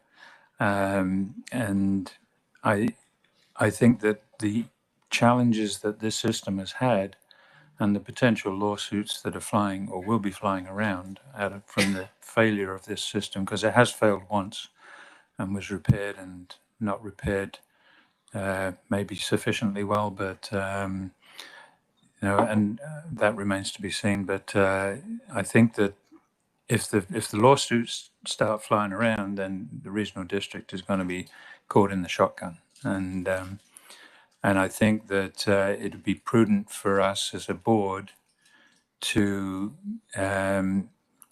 be eager to get this report done and not show any delay or objection to getting the report done, so that we're seeing as being part of the solution and not part of the problem. And the costs that arise out of the report, that's a different story altogether. But I think that it'd be prudent for us to move quickly and decisively on getting the report done, just to mitigate any potential liability and from any lawsuit that may occur out of this. Okay, Director Conans, you had a hand up. Yes, I guess what I'm wondering through the chair is, if we vote this down, what are the alternatives? The alternative I see is decline the offer, and then, but is then the province pressures the owner to fix the problem, which is his legal duty, correct? CAO? Well, if the motion is defeated, then it's status quo, and the owner owns the systems, and he'll work with the regulatory authorities to reach compliance. You have follow-up with that? But this has been going on for a while, and that hasn't been happening, or what has brought us to this point? I'm sorry, I guess I'm coming in latecomer here, and we know that he won't be following, he won't be in compliance. Is that why we're at this point?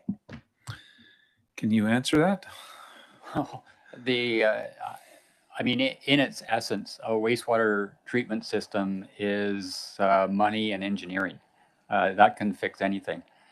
The problem is, this is a sole proprietor, and when we're talking these millions of dollars and with only a small rate base, without any access to grants, that becomes problematic. And to tell you the truth, there's a disagreement between the owner and the province as to really what needs to be done, and what's there's different standards that they're working towards, but that is between the owner and the province. We just want to know if the board wants to follow its policy to acquire essential services.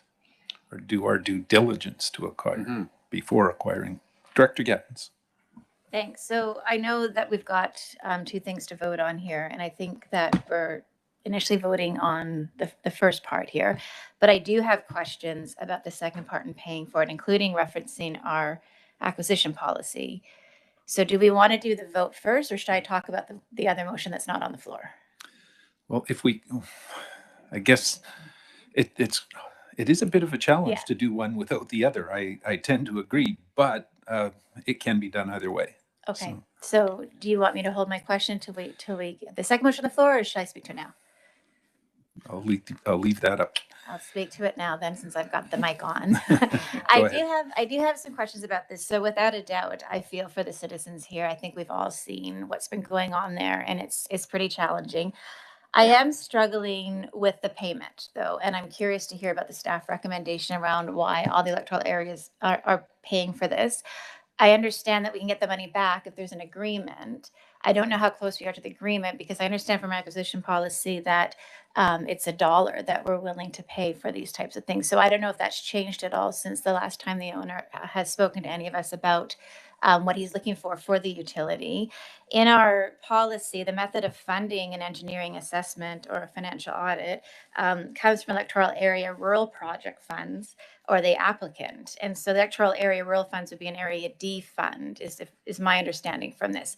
So I'd like to hear from the staff why they're recommending all electoral areas pay for this. And if there is not an agreement, does that risk sit with the citizens? Like, is there any other, because I don't think there's any other way to get the money back. So what I need is language to explain to somebody in Meadow Valley why they're taking a risk and paying for something in Area D. That's my question, please. CAO? Well, we do have a motion on the floor, Mr. Chair, and that's not party to that one. It is in the long run, though. Because if nobody's going to pay for it, we're not going to start the process. Well, there may be other options for funding. We don't know. What we want to know is, first of all, are we interested in the acquisition? As to where the money comes from, we're recommending what's the normal procedure. If we don't buy into that, then we can look at other options. Okay. So I'm happy to wait for my answer, because that wasn't an answer, but I'm happy to do the first vote and then have this other, because I don't know, I'm fully in agreement and helping these people out for sure. I just need to work out some of the details so it makes sense for everybody. And if that is the regular process, then I want to just hear some examples and such. So fair enough. Seeing no more hands, we do have the first motion on the floor to move it forward as far as the acquisition due diligence. Again, a corporate vote. All those in favor? All right, thank you. Any opposed? Motion is carried. Down to the second portion. Do we have a motion there, Director Taylor? Yes, I will make the staff motion. You're moving the recommended motion. Seconder for that? Seconded, so it is on the floor. And then the discussion part. Director Taylor, I'll go to you first. Brief comments. Again, some of these have been made earlier. I just want to be clear that this 150,000, if the process concludes satisfactorily, it would be paid by the ratepayers, the users of the system, not Falder or Oliver. And again, in my conversations, they're well aware that these costs are over and above the capital upgrade costs, and they're anticipating that, they're informed. Okay, so it's not like when we present them with the assessment of what this is going to cost, there's going to be a huge sticker shock. Obviously there will be for some, there always are, but they've been attuned to this. So thank you. Okay, I'll go to the CEO first and then Director Gettens. Go ahead. And I think I know Director Getton's question already. But maybe if I lay out our rationale for the recommendation, Mr. Chair, that may answer some of the questions coming. Sure. So two different systems, two different rate bases. The water system and the sewer system are not related as far as who participates. The water system is bigger than the sewer system, so a different rate base between the two. But it is the benefit is just specifically related to whoever is on that system. So it's not Area D. I mean, that would be an option. If the system had the reserves or the capability of funding these types of assessments, then we would typically rely on the service. So if we were to acquire the Okanagan Falls Irrigation District, they had the reserves, they did all their own studies. We really had a more simple process for the acquisition at that point. Sorry. Okay. Director Gettins first, and then over to Director Monteith. Thank you. So I just wanted to clarify with Director Taylor when he said at the process conclusion that Area D are the system or the rate users. You know what I mean? The people that are paying for the systems. They'll make sure that the money gets back. But is the process conclusion at the end of the study or when the system is transferred to the regional district? Because I just know with what I've seen at the table and what we're going through in Area F, it can be a really long time for that conversation to conclude. So I just wanted to clarify that. And then I also just wanted to talk about the method of funding in here. In our acquisition says electoral area projects. And I understand if there isn't any money. I'm just trying to really wrap my head around how to explain this and not set a precedent moving forward. So that's, I guess my main question is, when is the process conclude? And then I need more information around it. Mr. Taylor, go ahead. I think I got to defer this to staff. Yeah, well, the conclusion would be when the public say yes or no to the acquisition when it comes to a referendum. That would be the case, yes. Anything further, or then I go to Director Monteith? Through the chair, are there any grants with the province that we could get? I mean, obviously he's not been in compliance, so there should be an eagerness from the province for us to go through this process. And what about the Okanagan Water Basin Board? Have we looked at other options? I guess I'm looking at budget. I'm looking at where we're at with our budget. Adding $150,000 to our rural budgets is going to be a lot. So, you know what, like, yes, I want to do the conversion process. It makes sense for the lake and everybody that uses the lake for many different recreational water, everything. But I also want to make sure that, you know, like Director Gatton said, you know, it's making sense for everyone, because Apex would not agree, right? So. Okay. CAO, can you take a stab at that? Yeah, so I was going to finish my argument, but I saw that Director Monteith wanted in there. So with the two different systems, the process that would normally proceed with is we have to do the assessments. So who pays for it? Really, you have to look at who's able to pay for it. We don't believe that the owner would be willing to put that amount of money out initially until there was some surety that he'd be able to recover that from the rate base, which is where he would get it. So the Local Government Act enables regional districts to use either electoral area admin or general government for the types of studies that we need in order to do our due diligence prior to acquisition of a service. We felt the electoral area administration budget was more appropriate because that's the electoral areas and the incorporated communities. You know, it's a broader area to draw from, but we weren't sure whether they would be interested or not. So I would say start with the discussion around electoral area administration. If that doesn't work, then we could try general government. And if that doesn't work, then we would just have to go back to the owner and tell him he'd have to fund it locally. And whether we would do that or not, we're not sure, because it has to be a willing seller in order to continue the acquisition process. We cannot apply for grants when we don't own the asset. We would have to go out, conduct our due diligence, get a formal agreement that the owner of the systems is willing to sell, we would have to go out to the residents that would end up paying for it. So different rate groups for each service, but we'd have to do our referendum on that. And if they voted to acquire it, at least they would do so knowing what the implications are of an acquisition. And then they could say yes or no, and then we can apply for grants once we own the asset. Okay, I see a few more hands. So go to Director Holmes first. Does the electoral area min have reserves or surplus that can be used, or would it be come out of taxation? Because I think what people really want to know is what's the hit on the taxes? CAO? Yeah, between the capital and operating reserves, we would have enough to do these studies, Mr. Chair. So just follow up. So there'd be no implications on taxes this year? No. Okay. Director Bloomfield? That was my question. Ah, perfect. Great minds think alike. I'll go to Director Roberts.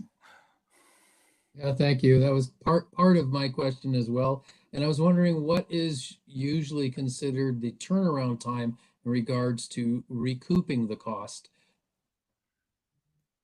CAO?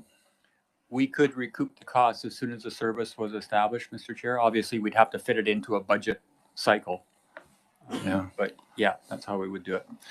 Basically no sooner than a year, and maybe longer. Director Bush? So we've heard about the dire needs of the septic system, but we haven't talked about the water system at all. And I'm kind of wondering why we're including both of them at the same time. Because aren't they two different systems? They are. CAO, can you? Yeah, the Lakeshore Waterworks system, it's almost for us like a Sage Mesa. We've been dealing with the rate base on that for a long, long time. It's almost constantly under a boil water notice. The infrastructure is somewhat, well, we don't know. We would find out, but it requires some investment. Okay. And it's the request of those folks that live there to take both over if we go down that road. So, Director Van Elfen? Thank you. I have no internet connection here. So anyways, just the question I have is if this owner of the utility is trying to divest himself of this utility that's could cost him a lot of money to bring it up to some type of standard. We keep talking about purchasing this from him. Are we talking about $1 here? Or are we talking more money for an asset that's falling apart? CAO? Well, we don't know yet. Certainly the owner has in mind that he should see a profit off of this. We want to do our financial due diligence, and then we'll have a better case to discuss that with him. But it is a private owner, so it has to be a sale agreement. We have to acquire it, then we'll have to acquire the water licenses, all the assets of the system, all the easements and rights of way that go along with it. So the price is not determined yet. Director Bloomfield? Question for CAO. Is there a need to change the motion to show that the process would be paid from electoral area reserves or the appropriate reserves, or should we just say electoral area administration? No, just the service is fine, Mr. Chair. Yeah, I think we can choose where it comes from. If that's decided, that's where it's coming from. So, any further discussion on this? Director Federico? Thank you, through the chair. Once this development is completely built out, would we be inheriting the systems anyway? Like once, or would it stay as a private system for those residents? CAO? I don't think we inherit it, that's for sure, unless we take it over. But no, this is just, it's an asset just like any asset. And right now it's private. Until he sells it, yeah. Yeah, it's private. Director Gettins. So I'm still struggling with this because as Sage Mesa, we've been working with Sage Mesa. I've come in on the tail end of Sage Mesa, so I think it's been about 17 years or so of discussion. So I'm pretty familiar with the acquisition policy, and my understanding is that we won't pay more than $1 according to our acquisition policy.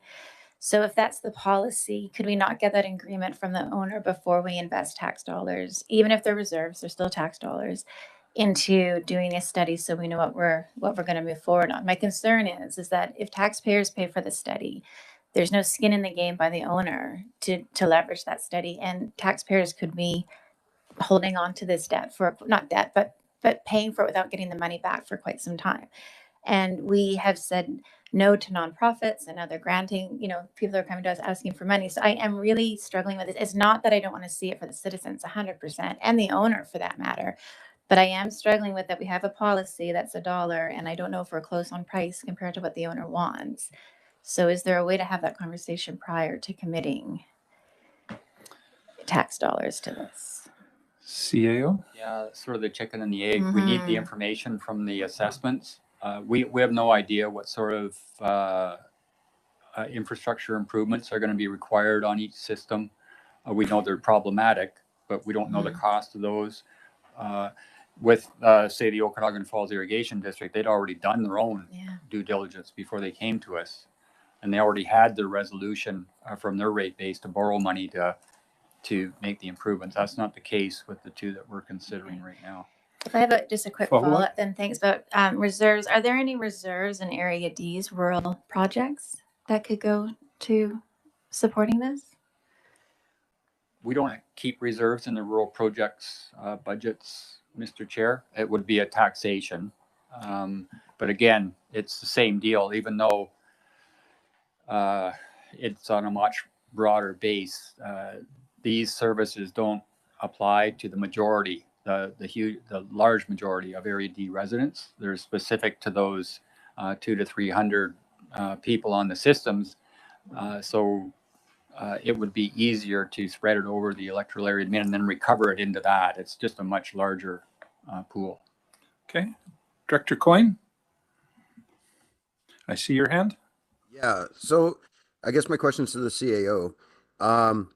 Like years ago, Princeton took in East Princeton, and then the airport at the same time.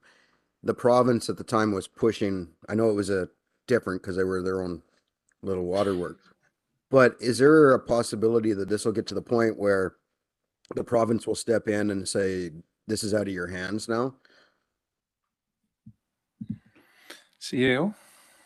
The province won't, they can't force a sale. They can take over management like they have with the Sage Mesa system. And then we've contracted with the province to run that. But at the same time, it's still the owner that has control over the reserves and all of it. And really, the province is not in the business of upgrading a service. They'll maintain it to make sure that it produces as well as it can. But it's a struggle to get capital dollars when it's not really the owner that's calling the shots. Okay. Looking for any other hands? Discussion on this? Okay. Last chance here, Director Gettins? Yeah, last chance for sure. But I think this is a complicated question because we're setting a precedence here. So if this is declined, what other options are there for funding? CAO? Well, we'll retreat and see if we can find something. But I think logically, it's either going to a different service like general government or going back to the owner and telling them that he'll have to complete those or fund those studies prior to us pursuing acquisition. I think those are the two logical options. Okay. Director Bush? So you mean general governments and everybody here is paying? I like that idea. The motion on the floor right now, just to be clear, is electoral area admin is where it would potentially come from. And I think we saw that. Director Coyne. Yeah, just something the CAO just said. If we make the owner do the study, at the end of the day, he's going to try to pass that buck back on to us when the purchase comes. So I think we're like stuck between a rock and a hard place with this one. Any way we look at it, it's going to cost us money. It's just how are we going to spend the money or how are we going to pay for it? So. Very true. I'm not seeing any other hands, but I will put my 2 bits in worth here at the end. The normal acquisition of something is usually not contingent on it being a sale. And that's what really, to me, creates a bit of an issue, because there's no agreed upon price here that we're talking about. If us doing the study, if the assets are proved to be recently new and of value, the price goes up. If it proves that it's poor and in bad need of new materials, the price is going to go down. So I struggle with us potentially doing a study on our nickel when the owner stands to benefit. I struggle with that. But I'm a little more comfortable that those funds would come out of reserves versus being a tax requisition for this year. So it's something we need to consider, and I think we definitely need to move forward on this, but it's the how. So last comment to Director Taylor, and then we'll call the question. Go ahead. Obviously, I am looking for your support in this area. You said which way this could help the seller. From what I know of the system, from what I've heard of our CAO, and from what I've heard of from the operator, I don't think there's much likelihood that the assessment is likely to indicate that much of the system is new or in good repair. From what I understand, it's quite the opposite. My feeling is this study will probably strengthen our hand rather than weaken it. Did I see a hand from Director Conant? Last I'm chance. sorry, you should have had the last word, so I apologize. But I do want to say that I want to remind everyone through the chair that this is a private business. So even if the assets turn out to be worth very little, we've now committed ourselves publicly to this project. They can ask anything they want for that amount, and we've got public pressure against us. No matter, even if the assets turn out to be worth very little at this point, he's invested a certain amount into it. I think it's just important to know that no matter what happens, anything could be asked for those assets. Okay. Last chance, Director Bloomfield. Sorry to belabor this, but knowing the situation and knowing the predicament that both the developer and the regional district is in on some of the permits and houses that have been built, they can't get occupancy because of the failures of the system, the sewer system in particular, and the failures of the provincial government to administer the system, because it's under the purview of the Ministry of Environment, I believe, which is kind of confusing anyway, because water's under the purview of Minister of Health, and septic systems, community septic systems are under Ministry of Environment. So, but that aside, I think that the developer is probably going to be very, very happy to rid himself of the liabilities that these systems could potentially have. And I heard that he actually signed something, so I'd be interested to know exactly what he signed. What do you mean before we vote? Well, generally, he sent a letter. The developers signed off on something, but did he sign an agreement for the transfer, or did he sign an agreement for this process? What exactly did he sign? So he signed a petition for us to start the acquisition process. Yeah. Once we find out what the condition of the system is, then we'll enter into a more formal agreement. Okay. I'm seeing a hesitant hand from Director Coyne there. Go ahead. Yeah, I mean, this is difficult, right? So if everything's as bad as they say it is, and this system is completely, on the verge of collapse, why are we even entertaining negotiating a price? Why don't we just say this is our price? You take it or leave it. And no offense to the people that live there, but this is how we're going to take it. These are the terms to take it. I I mean, any other, like everybody said, like if this was a improvement district or whatever, it's $1.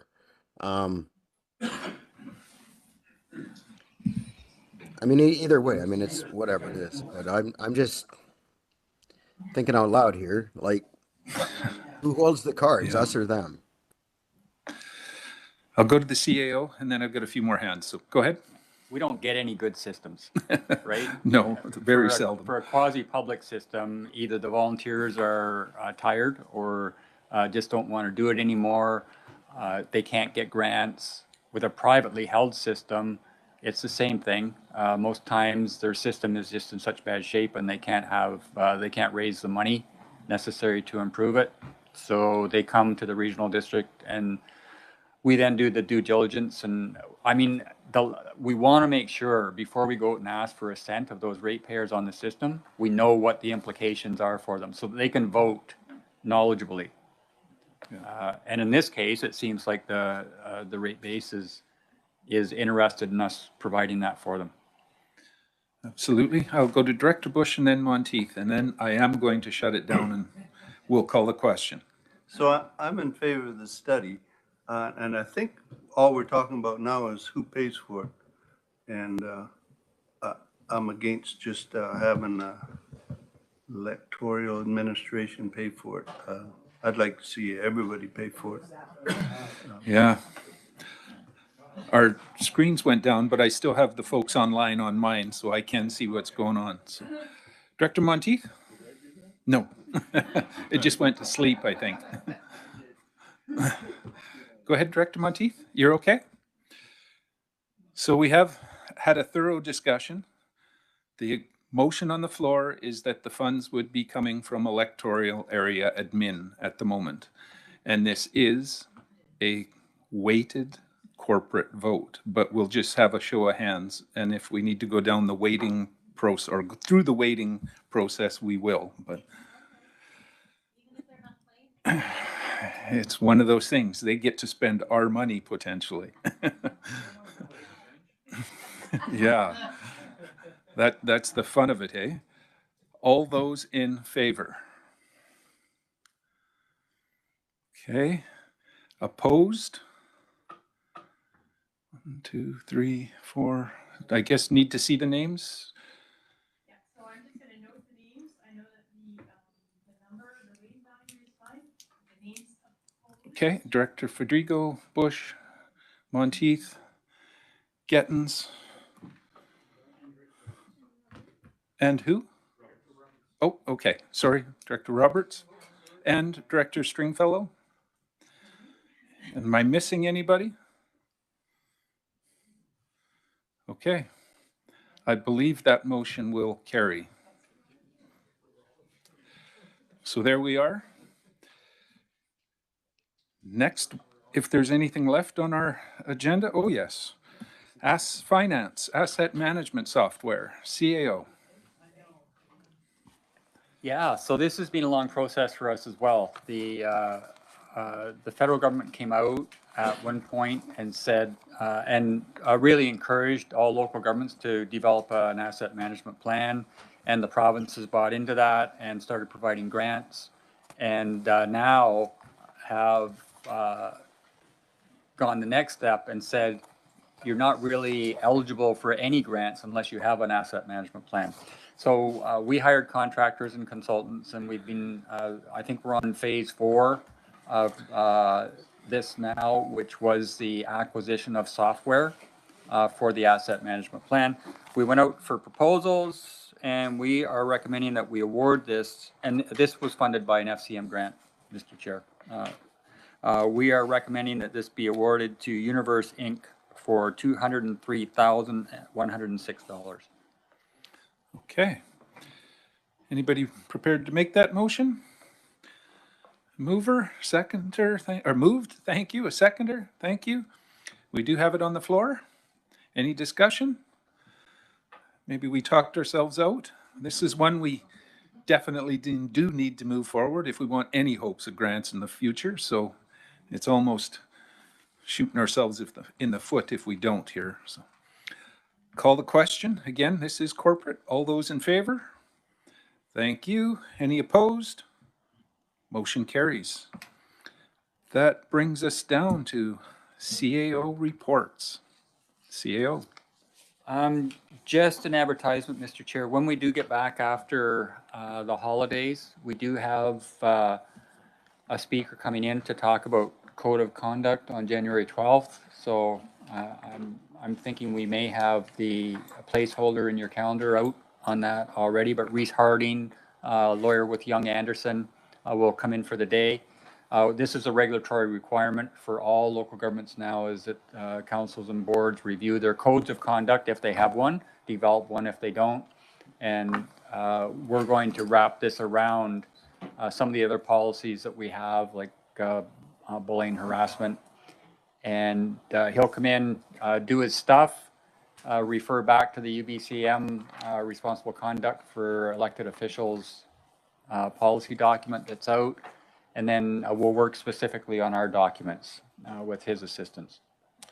So January 12th. And we will be inviting the CAOs and the councils and alternates. Really should be an informative process. Okay, thank you. Moving on, Chair's report. Not a great deal to report from the Chair other than the fact that I will not be able to attend that session myself. Prior to it being scheduled, my wife and I had already scheduled our only holiday for the year. So this is a heads up to Director Coyne that this one you're gonna have to deal with.